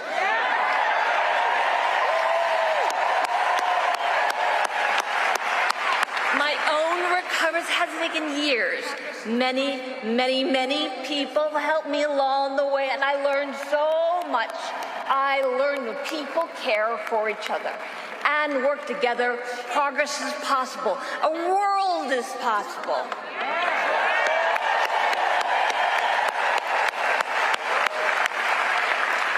But change doesn't happen overnight, and we can't do it alone. Join me. Let's move ahead together. Thank you very much. Thank you.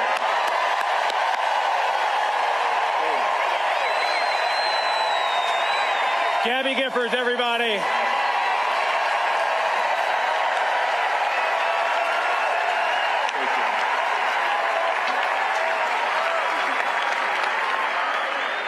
Arizona Democrats. Now, we've done a whole lot of winning over these past few years, haven't we? And I don't know about you, but I think we're ready to keep winning.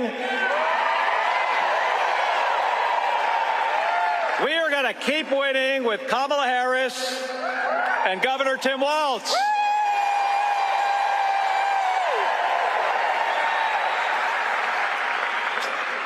And we've got to, because there is so much at stake. Whether our kids grow up with the same rights and freedoms as the generations before them, whether our economy works for everyday people or is rigged for billionaires,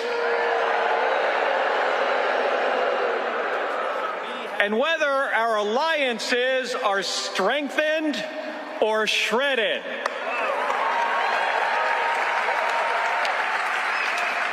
And that's why we have to elect Kamala Harris and Tim Walz.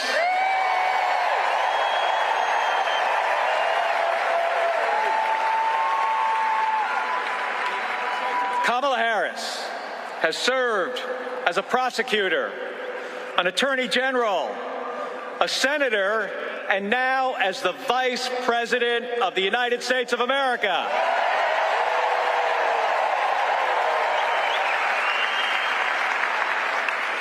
She is the leader we need to take our country into the future.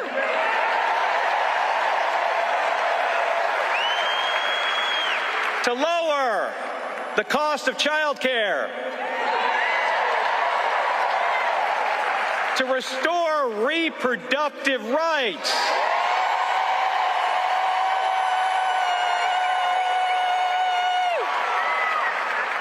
And to help us reduce gun violence.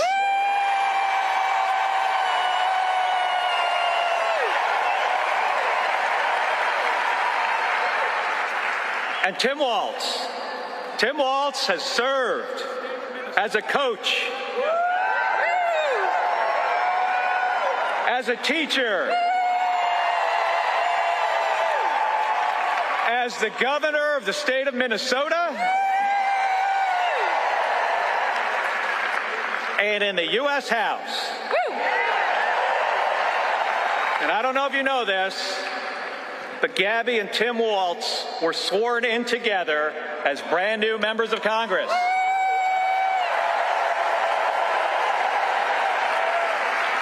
Right? Yes. Right. He served honorably in uniform for decades.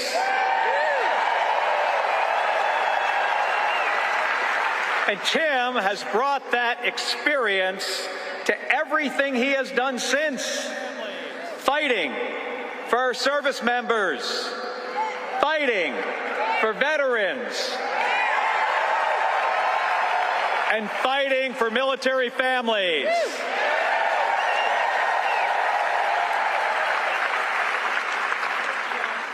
Now, that's not something I expect that Donald Trump would understand.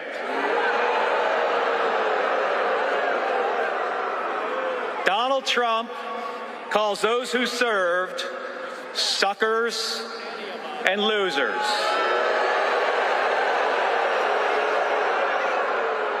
And he has zero respect for any of us who have worn the uniform. Folks, here in Arizona, we don't attack people for their service to our country. What do? We thank them.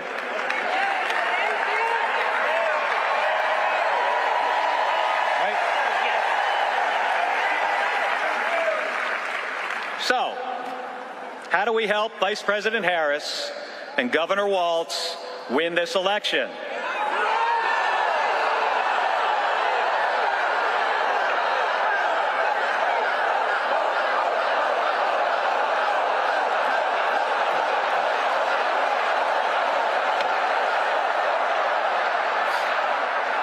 So, folks, this is not rocket science.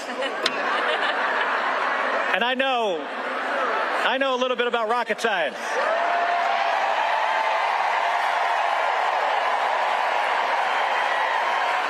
That ain't this. What this is about is who works harder. That's it. It is as simple as that. And here's the thing. I've flown in space 4 times.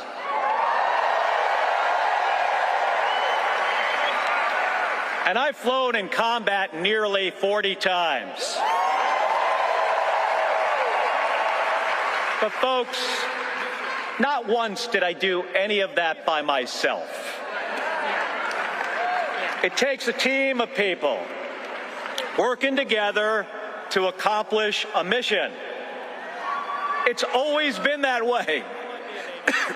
Now, I may be a Navy guy.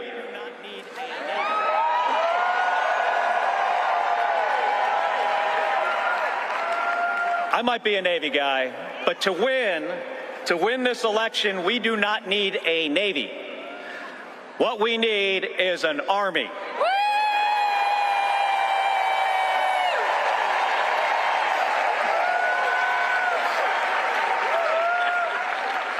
Now, here's the good news.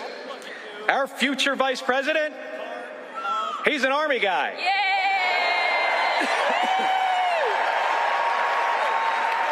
So we need all of you to become part of an Army. Yes. An unstoppable Army that can get this team through the trenches and across the finish line.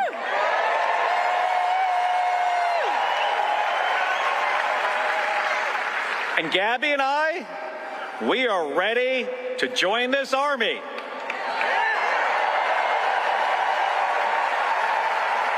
Are all of you?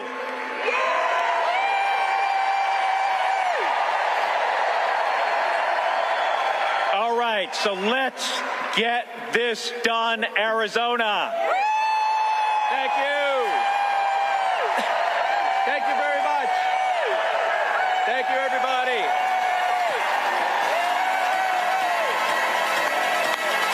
One more time. Thank you.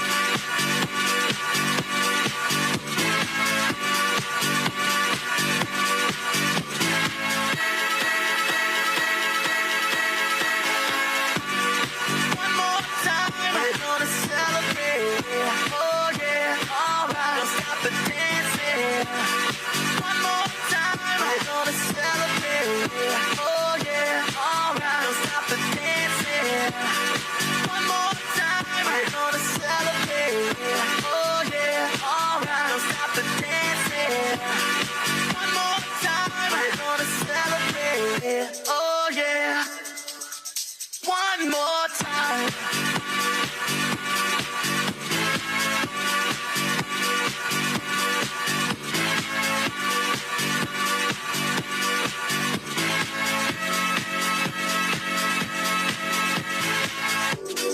One more time, we're gonna celebrate. Oh yeah, alright, don't stop the dancing.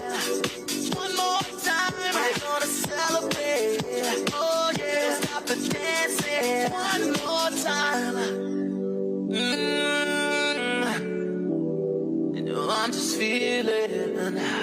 celebration tonight. Celebrate, don't wait too late.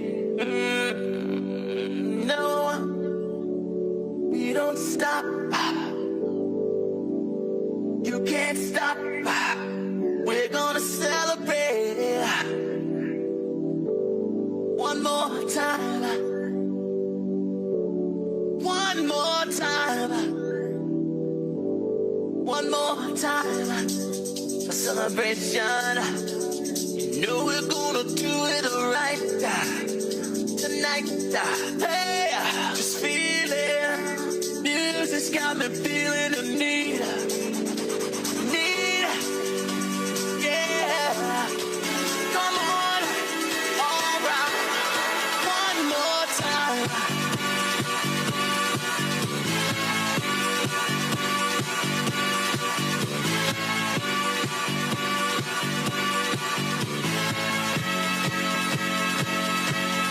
One more time.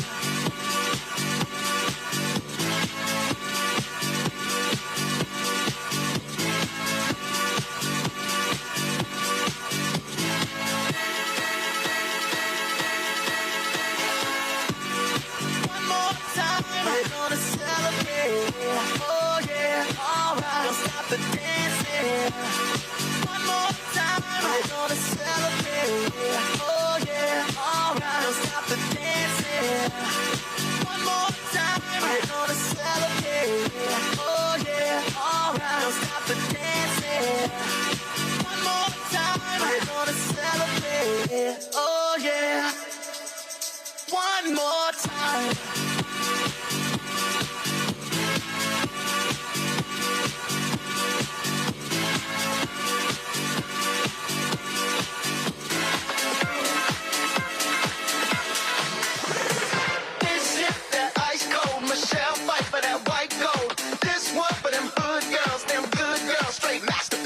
Stylin', wildin', living it up in the city.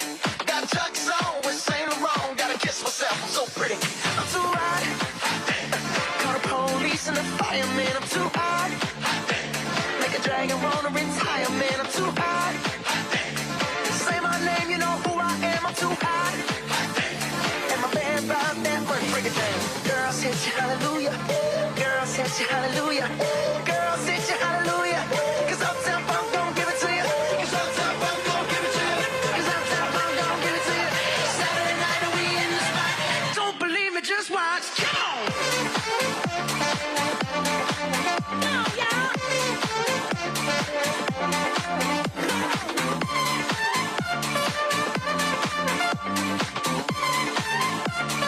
Don't believe me, just watch. Come on, y'all.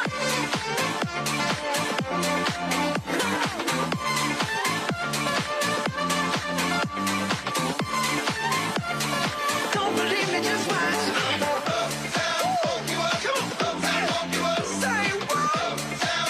Arizona, how y'all feeling?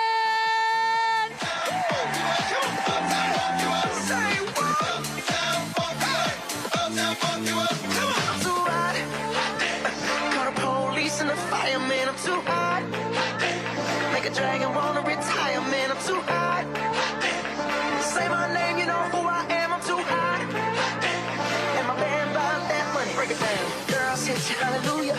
Girls hit you, hallelujah. Girls hit you, hallelujah. 'Cause Uptown Funk gon' give it to you. 'Cause Uptown Funk gon' give it to you. 'Cause Uptown Funk gon' give it to you. Saturday night and we in the spot. Don't believe me, just watch. Come on. Come on, y'all.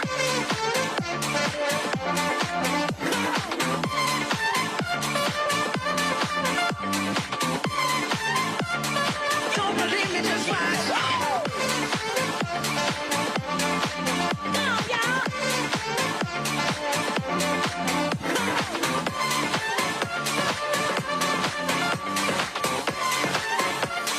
Don't believe me, just I don't know about you, but I feel good. I don't know about you, but I feel good. I don't know about you, but I feel good.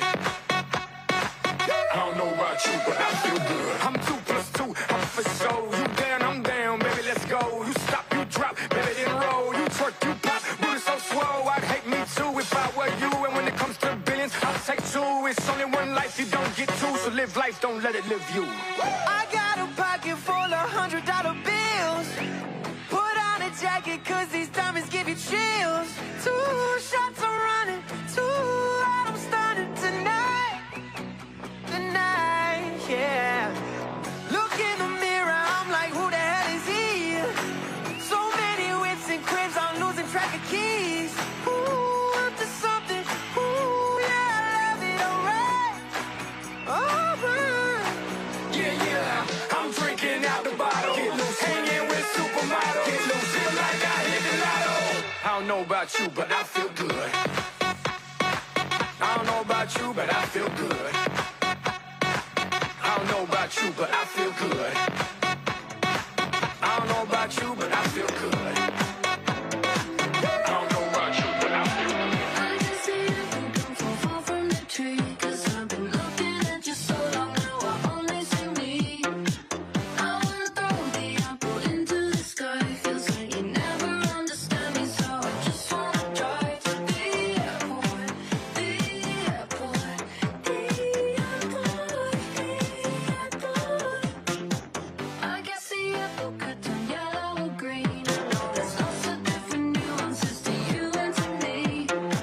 I wanna grow the apple, keep all the seeds, but I can't help it, get so angry you don't listen or leave. To the airport, the airport, the airport, the airport, the airport, the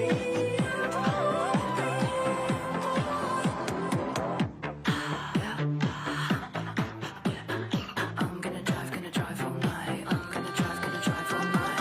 I think the apple's rotten right to the core. From all the things was done, from all the apples coming before. I split the apple down symmetrical lines. I wanna find us kinda scary. Makes me just wanna drive. I'm gonna drive all night.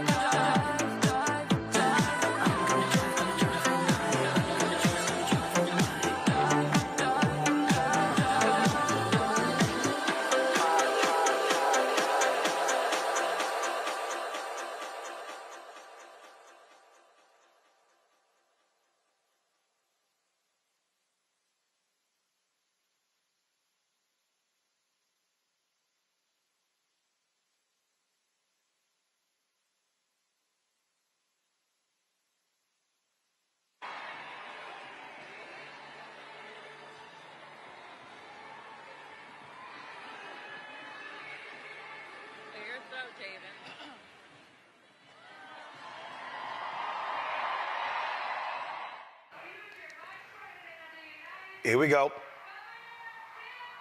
Vice President of the United States, Governor Tim Walz.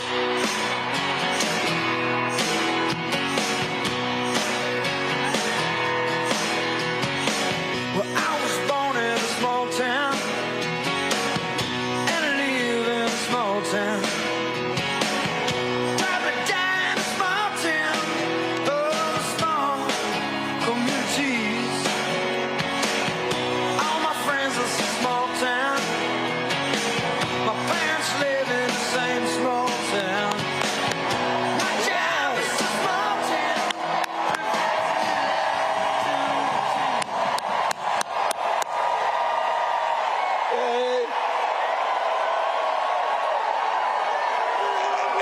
Hello, Arizona.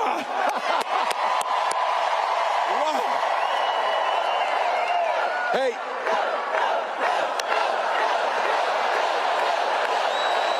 Yeah. Wow. Well, you might have seen a few people showed up in Philadelphia the other night. And then 10,000 plus walked into a field in western Wisconsin.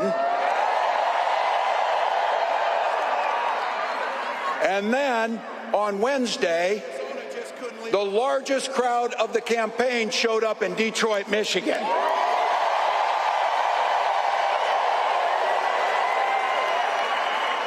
But Arizona just couldn't leave it alone, could you?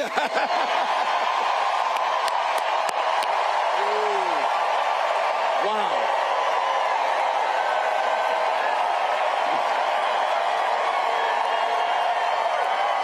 You know, it's not as if anybody cares about crowd sizes or anything. So. Wow. Let me begin by giving a few thanks to some people here and a few dear folks to us. First of all, I want to thank Arizona for sharing Senator Mark Kelly and Gabby Giffords with the rest of the country.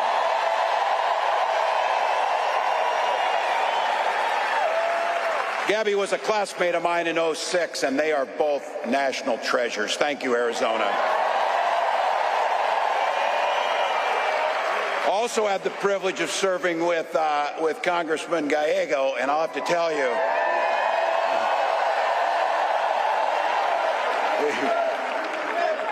he was an amazing colleague, and I have to tell you, he's going to be an amazing senator. But we get a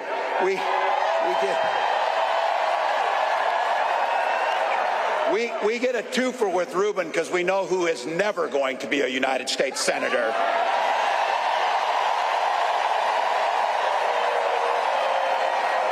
To all the local elected officials, thank you. But the most important thank you to each and every one of you. Look, you took time out of your busy lives. You found babysitters. You took time off work. You walked for miles in. Look, I'm a Minnesotan. I'm like a damn snowman. I'm melting here. We walk on water half the year in Minnesota. It's so damn cold. But not you. You came. And you came into this space with neighbors.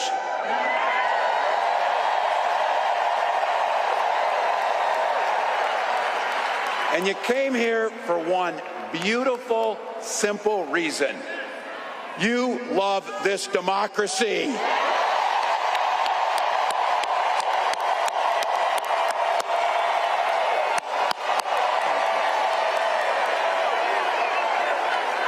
I'll tell you what.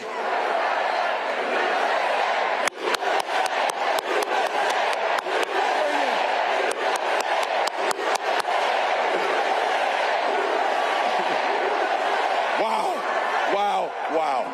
Well, I couldn't be prouder to stand with you, and I couldn't be prouder to be on this ticket.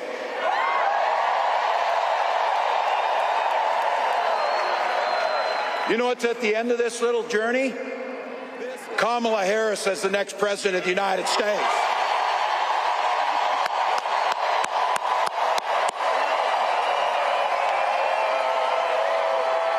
This is a leader who wakes up every day on the side of the American people. She will take on the predators. She will take on the fraudsters. She will take on the transnational gangs, and she will stand up to the corporate interests and put middle America first.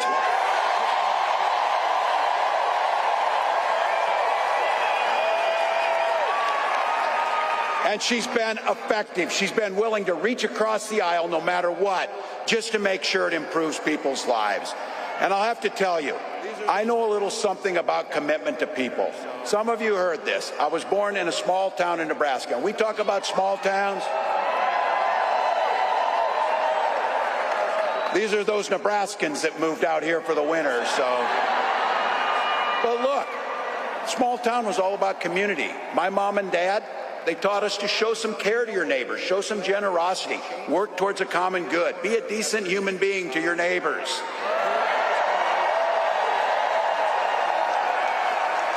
My dad, and some of you know him in here, you had him, a chain-smoking Korean War era veteran, cared about his community, but 2 days after I turned 17, he took me down to join the Army National Guard. I'm proud of that service. And for 24 years, I proudly wore that uniform.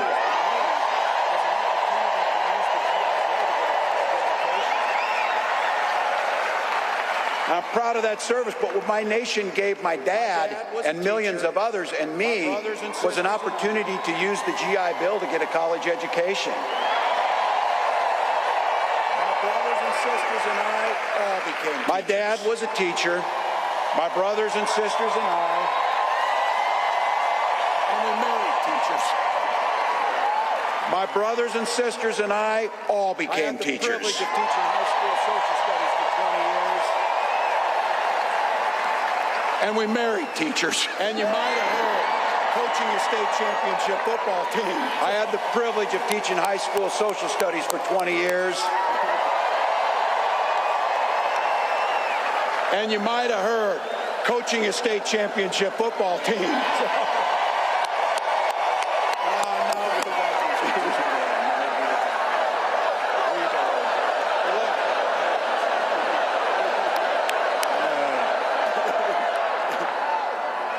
Now if the Vikings could just win, that would be Weber and look. My students. What I hope to instill in them. That worked better near Green Bay, I'll tell you. So look, it was my students. It was my students who encouraged me to run. They saw in me what I hope to instill in them: a commitment to a common good, the belief. The true belief that one person, one of us in here can make a difference in somebody's life.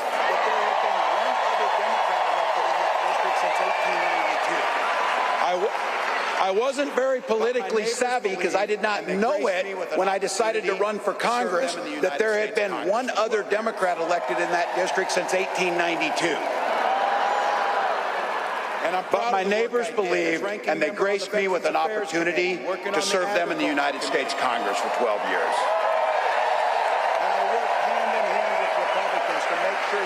And I'm proud of the work I did as ranking member on the Veterans Affairs Committee, working on the Agriculture Committee.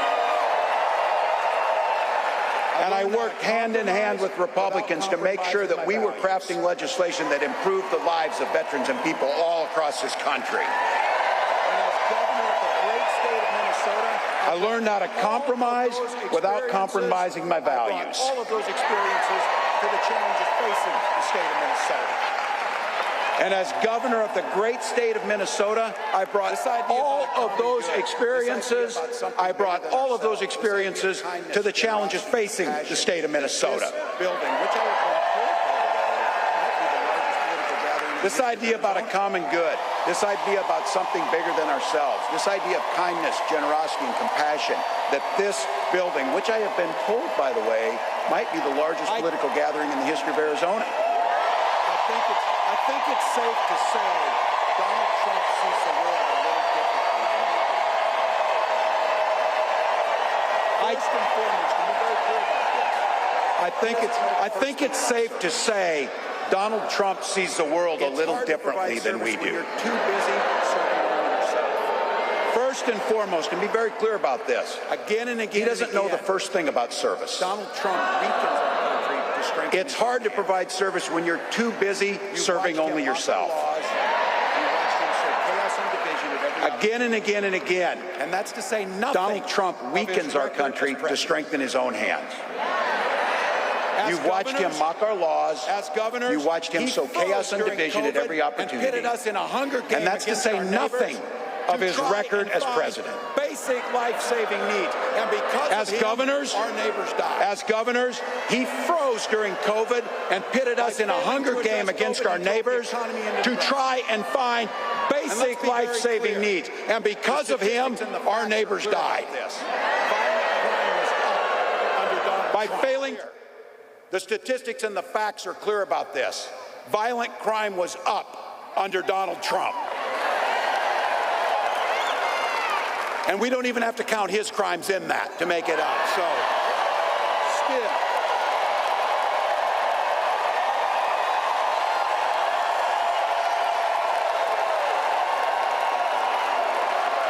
Look, those, better yet, beat the hell out of him at the ballot box.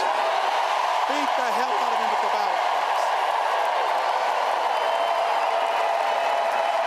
Look, you and I, especially the gray hairs in the crowd, we know our relatives. Republicans used to be the people talking about freedom. Not this group. When they talk about freedom, it means that the government should be free to invade your exam room with your doctor. Look, in Minnesota, we respect our neighbors and the personal choices they make. We may We maybe wouldn't make the same choices, but we respect them. And I know in Minnesota and in Arizona and places across this country, you know what makes society work best? Is when you learn a golden rule. Mind your own damn business. Mind your own damn business. We don't need it.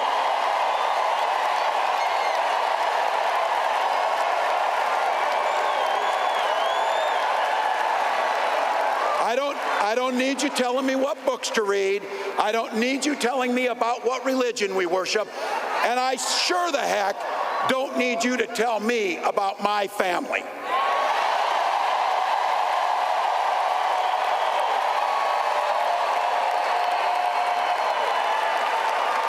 Look, this one's personal for me. This one's personal for me about IVF and reproductive care.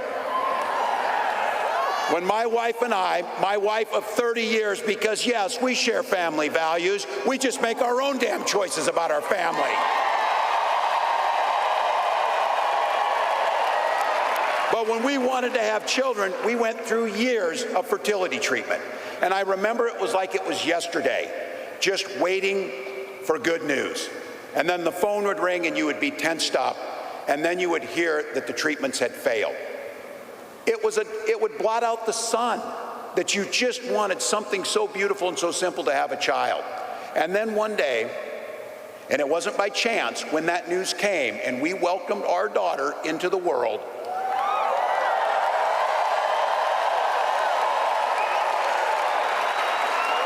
we named her Hope. We named her Hope.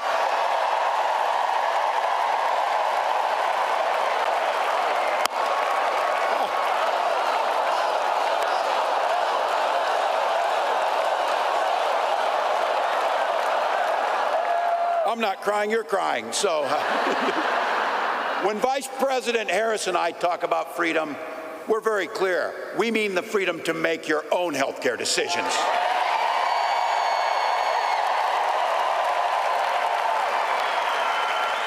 And for all of our children to be free to go to school without worrying they'll be shot dead in their classroom.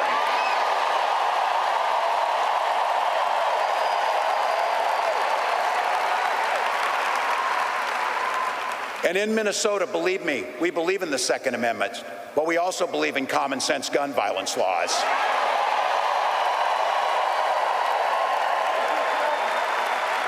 I remind my colleagues when I was in Congress, Ruben could tell this story, for 3 years in a row I was the top gun in the congressional trap shoot, so we can shoot better than them too, just by the way.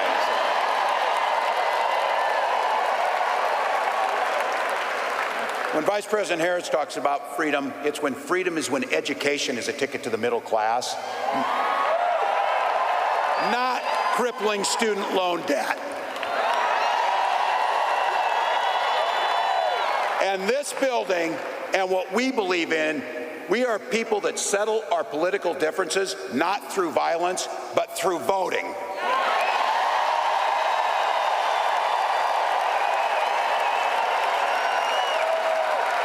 It's a simple.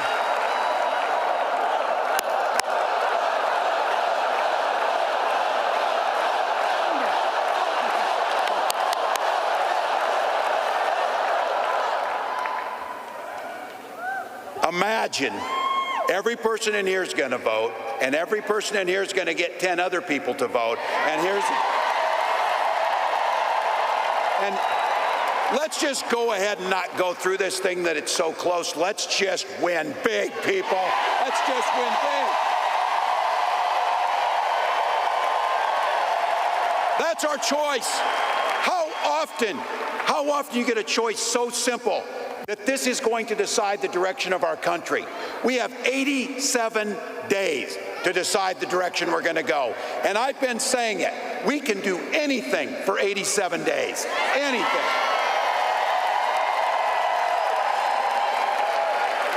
And my mantra is, and look, you can see it on me over the last 5 days, we'll sleep when we're dead. We'll sleep when we're dead. Not now. Not now. Look, you know it, and I know it, but I think we need to be reminded. You know exactly what Donald Trump's plans are. You know which direction he's taking us. Don't believe this guy. Don't believe, that's like, listen, no one in here believes this guy, so anyway. But don't believe it when he's playing dumb about this Project 2025. He knows exactly what it'll do. They are not playing. They wrote their plan out. But just like they're getting arrogant about it, they're saying the quiet stuff out loud. It'll take our freedoms. It'll rig the economy for the super rich. It'll underfund veterans. And you know that if he goes back again, he's not only going to let go where he left off, it is going to be much, much, much worse. So look, rising costs, pulling health care from us, you know the whole routine. Look, I get this too. I know I'm preaching to the choir, a damn big and beautiful choir.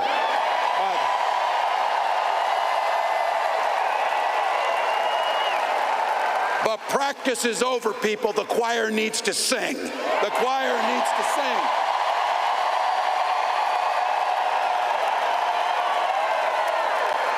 Trump's not fighting for your family. He doesn't give a damn.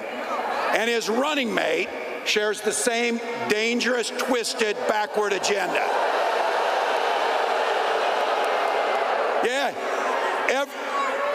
every kid in my class of 25 studied at Yale, had their career funded by Silicon Valley billionaires, and then writes a book trashing the very people who raised you.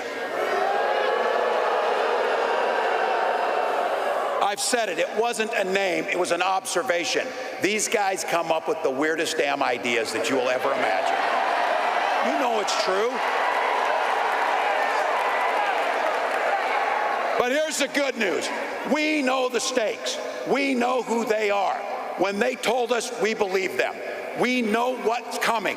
But here's the big thing about it is, that's a reality that's not going to happen because the people in this building and millions across the country.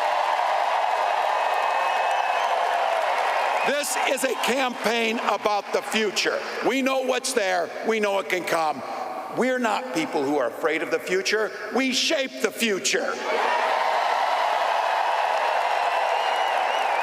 Kamala Harris believes in the freedom to make your own choices. She believes in the opportunity for every single person to enter the middle class. And she believes something so beautiful. She believes in the promise of America. The promise of America. So I want to say thank you, Madam Vice President, for the trust you've placed in me. And I want to say something else, that this incredible leader, this incredible woman has brought to this fight.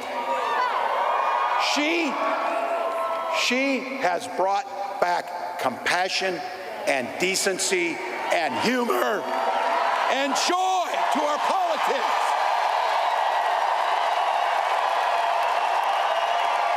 So Arizona, bring that joy with you, bring those smiles, bring that positive future as you join me in welcoming the next President of the United States, Kamala Harris.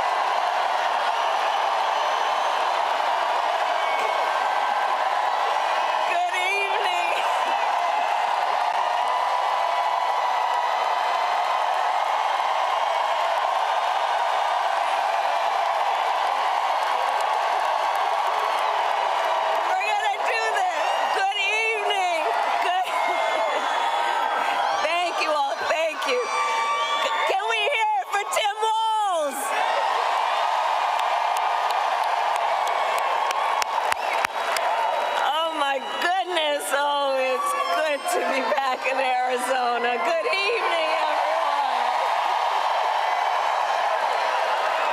Oh my goodness, thank you all so very much. Oh, it is good to be back. Let me just say, let me just start by thanking everyone who is here. Thank you all so very much. All of you. We're going to do this. We're going to do this. We are going to do this.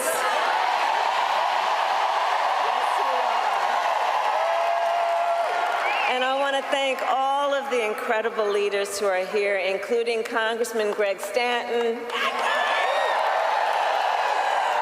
your next United States Senator, Congressman Ruben Gallego,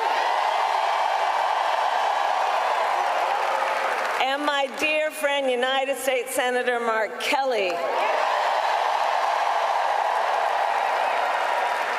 And let me just say, as Arizona knows, Mark is an extraordinary leader who has dedicated his life to the service of our nation as a fighter pilot, as an astronaut, and as a member of the United States Congress. And he has given so much to our country. He always fights for the people of Arizona.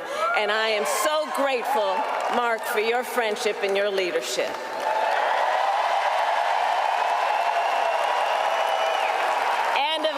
The phenomenal Congresswoman Gabby Giffords.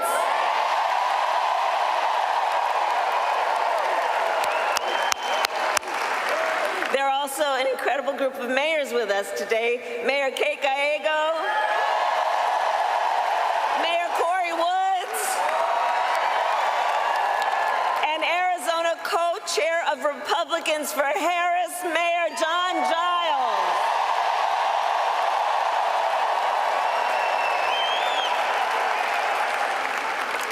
So today, I also bring greetings from our incredible President, Joe Biden.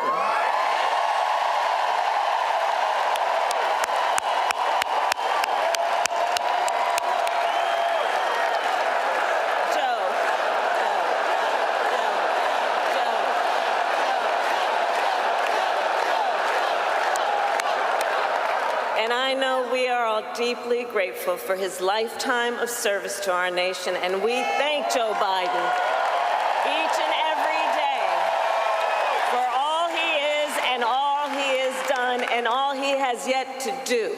Let us thank him always.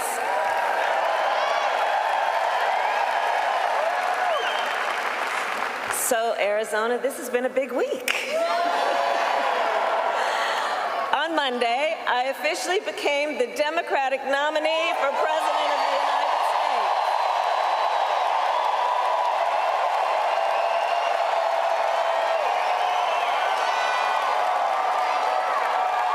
And on Tuesday, I announced my running mate in this campaign, Governor Tim Walz.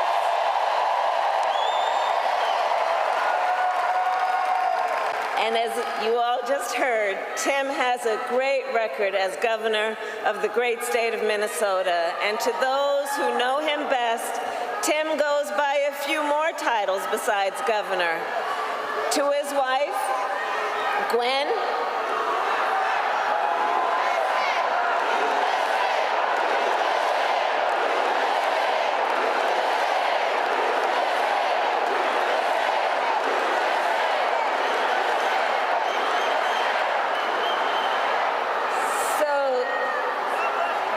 thank you. So Tim, we know him by governor, but you'll soon get to know his wife, Gwen, to whom, you know what? Hold on a second. Hold on, everybody. Hold on. Here's the thing. We are all in here together. I'm told an extraordinary number of folks who are here together because we love our country. We're here to fight for our democracy.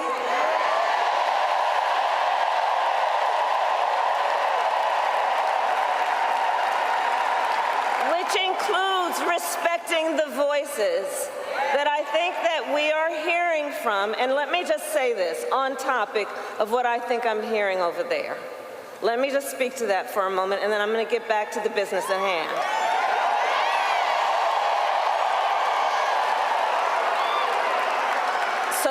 say, I have been clear.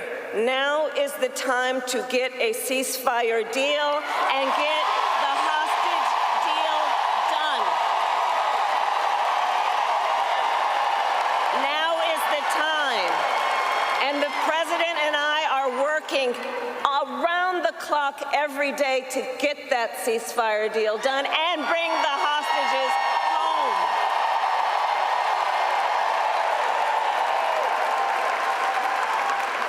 So I respect your voices, but we are here to now talk about this race in 2024.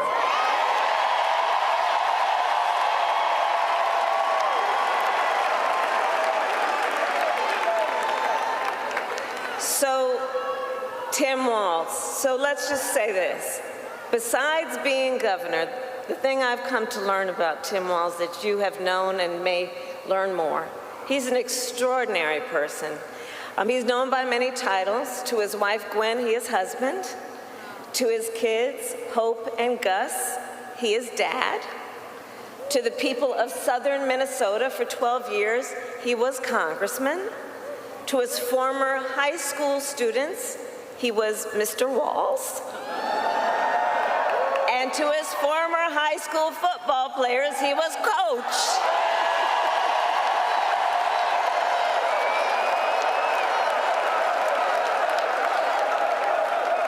And in 88 days, the nation will know Coach Walz by a new title, Vice President of the United States.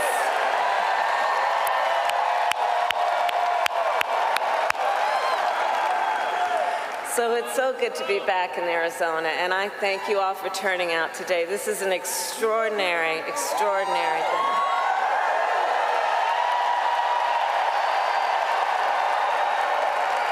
And Arizona, I'll also say this, as exciting as this is, we cannot lose sight of a really important fact. We are definitely running as the underdog. We are the underdog. We are out in great numbers, but we got a lot of work to do. And this is going to be hard work, but I know we like hard work. Hard work is good work for all of us. Hard work is good work. And we will do it with joy. And I know we are all clear about what we are up against. As many of you know, before I was elected vice president, I was an elected United States Senator. Before that, I was an elected Attorney General, and before that, an elected District Attorney.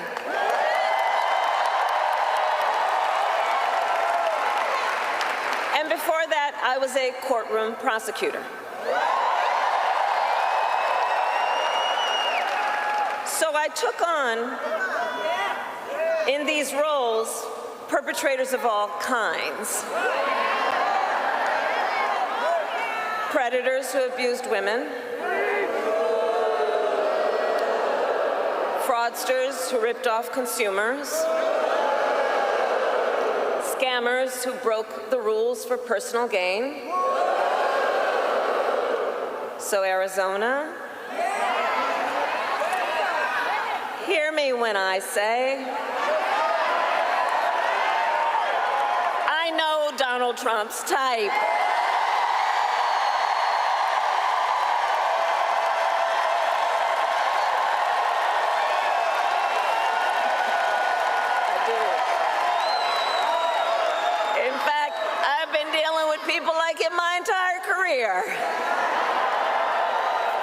For example, as Attorney General of California, I took on one of our country's largest for-profit colleges that scammed students. Well, Donald Trump ran a for-profit college that scammed students. As a prosecutor, I specialized in cases of sexual abuse. Well, Donald Trump was found liable for committing sexual abuse. As Attorney General, I held Wall Street banks accountable for fraud. Well, Donald Trump was just found guilty of fraud 30 34 counts.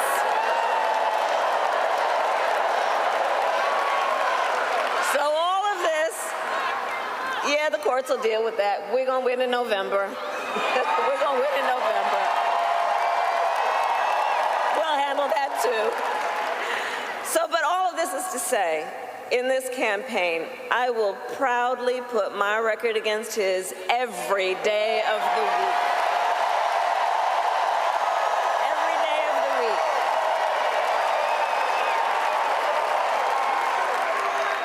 But make no mistake, that being said, our campaign is not just about us versus Donald Trump. It is about, and I love you guys.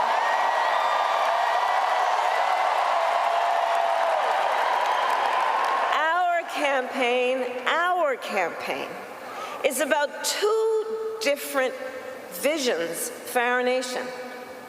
One, ours, focused on the future. The other, focused on the past. And Arizona, we fight for the future.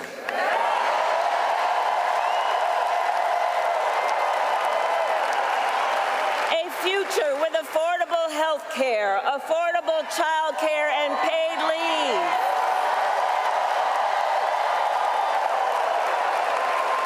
A future where we build a broad-based economy where every American has an opportunity to own a home, to start a business, to build wealth.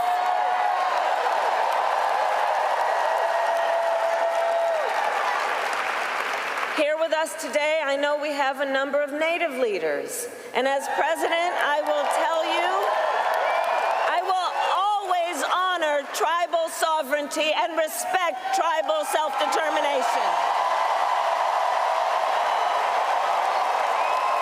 And fight for a future where every Native person can realize their aspirations and every Native community is a place of opportunity.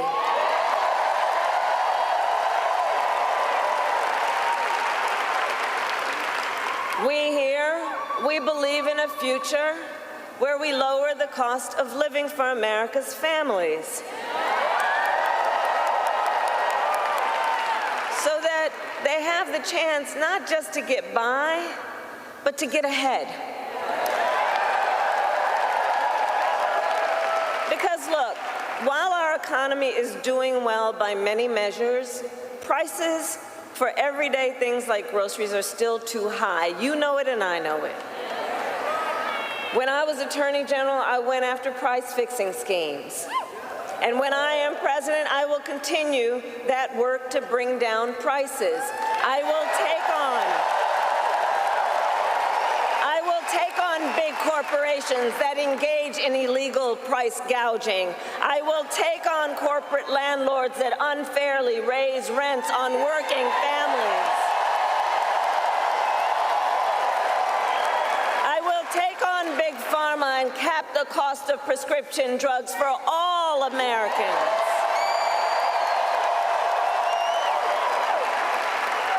And all of this is to say, unlike Donald Trump, I will always put the middle class and working families first.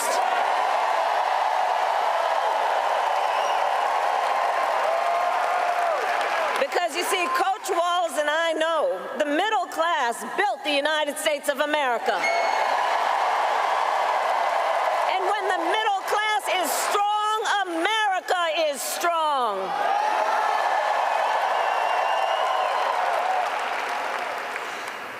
And while we work to move our nation forward, look, Donald Trump, be very clear, intends to move us backward.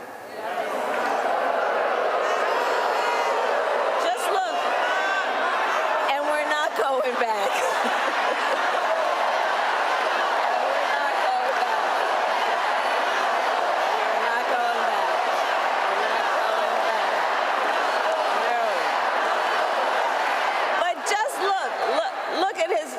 Tim talked about it. Look at his Project 2025 agenda. It's 900 plus pages. I can't believe they put that thing in writing, by the way. when you look at it, when you read it, you will see Project 2025 is a plan to weaken the middle class. If he is elected, Donald Trump intends to give a tax break to billionaires and big corporations. He intends to cut Social Security and Medicare. He intends to surrender our fight against the climate crisis.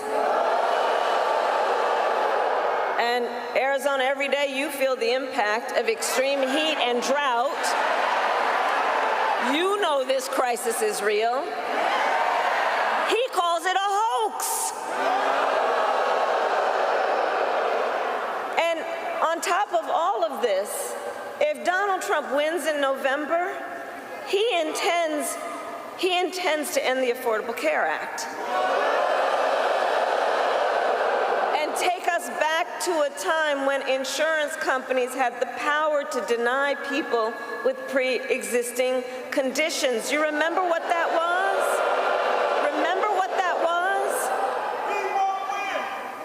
He won't win. You're right.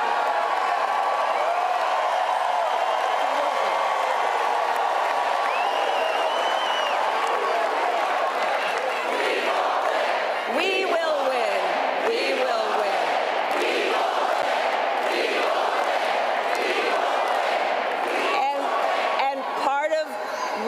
We are going to win is because we remember, and we are smart, and we know what's happening, and we're not falling for the gaslighting, and we're not falling for the okie doke.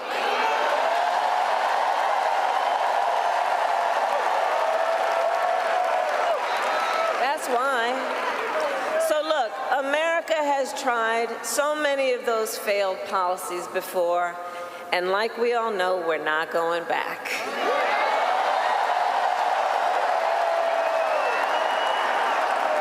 We will move forward and take on the biggest issues facing our nation. For example, the issue of immigration.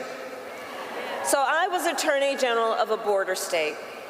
I went after the transnational gangs, the drug cartels, and human traffickers. I prosecuted them in case after case, and I won. So I know what I'm talking about. We know our immigration system is broken, and we know what it takes to fix it. Comprehensive reform that includes strong border security and an earned pathway to citizenship.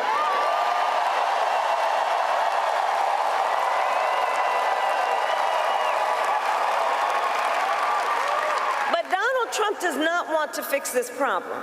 Be clear about that. He has no interest or desire to actually fix the problem. He talks a big game about border security, but he does not walk the walk.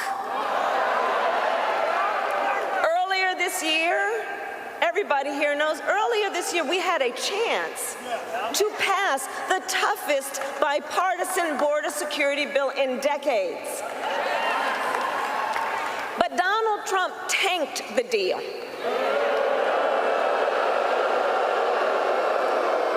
Because he thought by doing that it would help him win an election.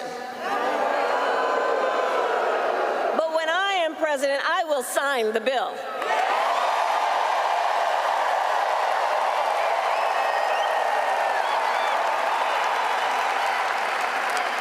So Arizona, ours is a fight for the future, and it is a fight for freedom. Across our nation, we are witnessing a full-on assault against hard-fought, hard-won freedoms and rights. The freedom to vote, the freedom to be safe from gun violence, the freedom to love who you love openly and with pride.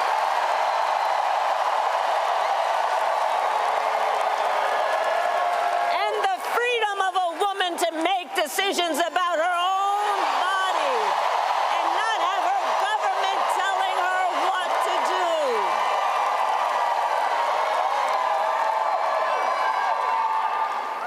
that last point, understand how we got here.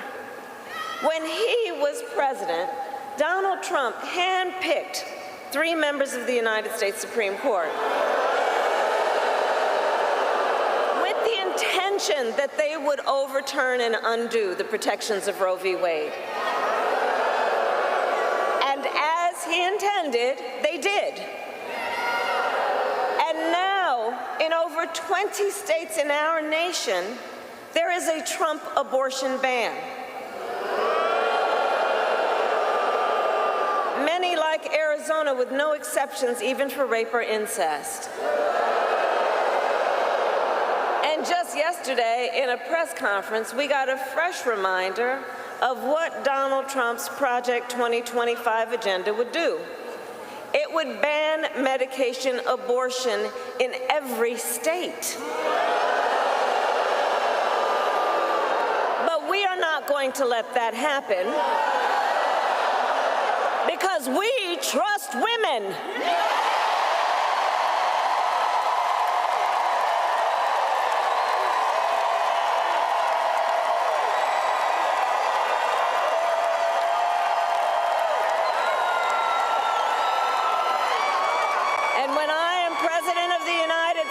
And when Congress passes a bill to restore reproductive freedoms for every woman in America, I will sign it into law.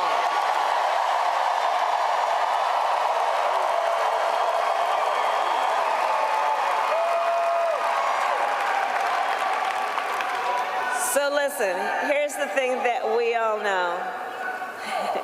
Here's the thing we all know. Generations of Americans before us led the fight for freedom. Now, the baton is in our hands. Each and every one of us. So we who believe in the sacred freedom to vote will finally pass the John Lewis Voting Rights Act and the Freedom to Vote Act.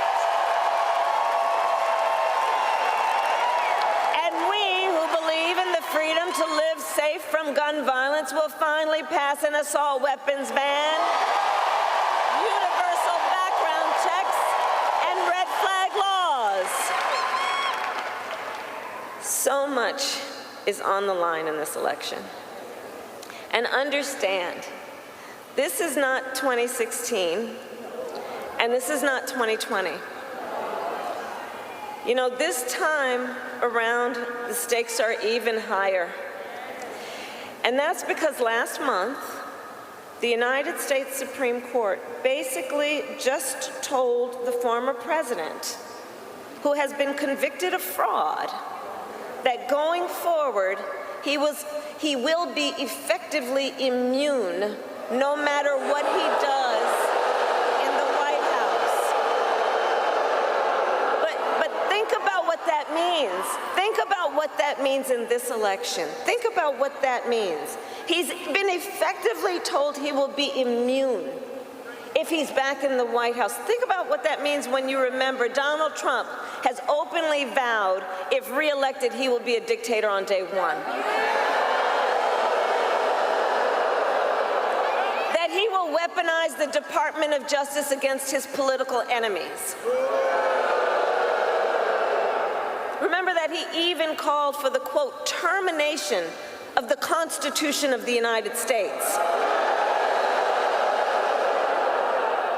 Understand what this means. And let us be very clear.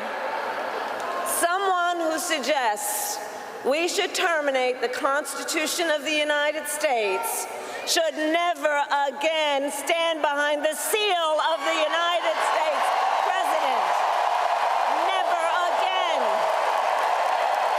Never again.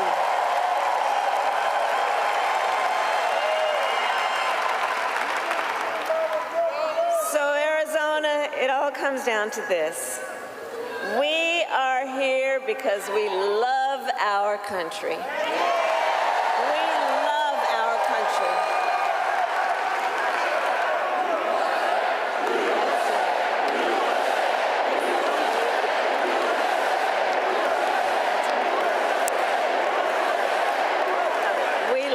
country, and I do believe it is the highest form of patriotism to fight for the ideals of our country. That's how we preserve the promise of America. And after all, the promise of America is what makes it possible for Governor Walz and me to be on the same stage together. Because think, two middle-class kids, one a daughter of Oakland, California,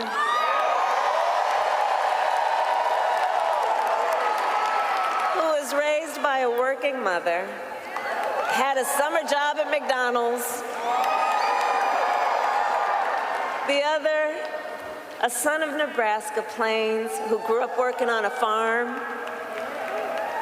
Think about it. Only in America is it possible for them together to make it all the way to the White House. Only in America. Only in America. So we together, all of us, we're running this campaign on behalf of all Americans, from red states to blue states, from the heartland to the coast. And when we are elected, we will govern on behalf of all Americans. All Americans. So Arizona, ultimately in this election, I do believe we each one of us, we face a question. That question being, what kind of country do we want to live in? Do we want to live in a country of chaos, fear, and hate? Or a country of freedom, compassion, and rule of law?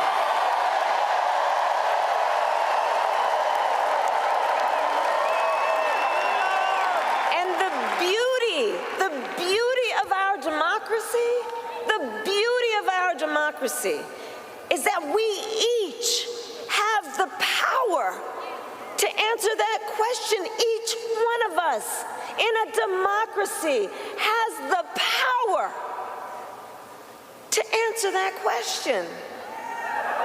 The power is with the people.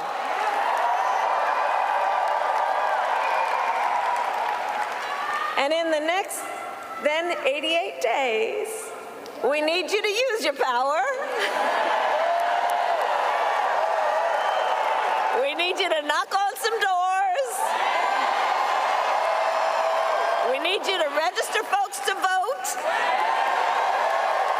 We need you to energize, to mobilize, to organize, and to make your voices heard.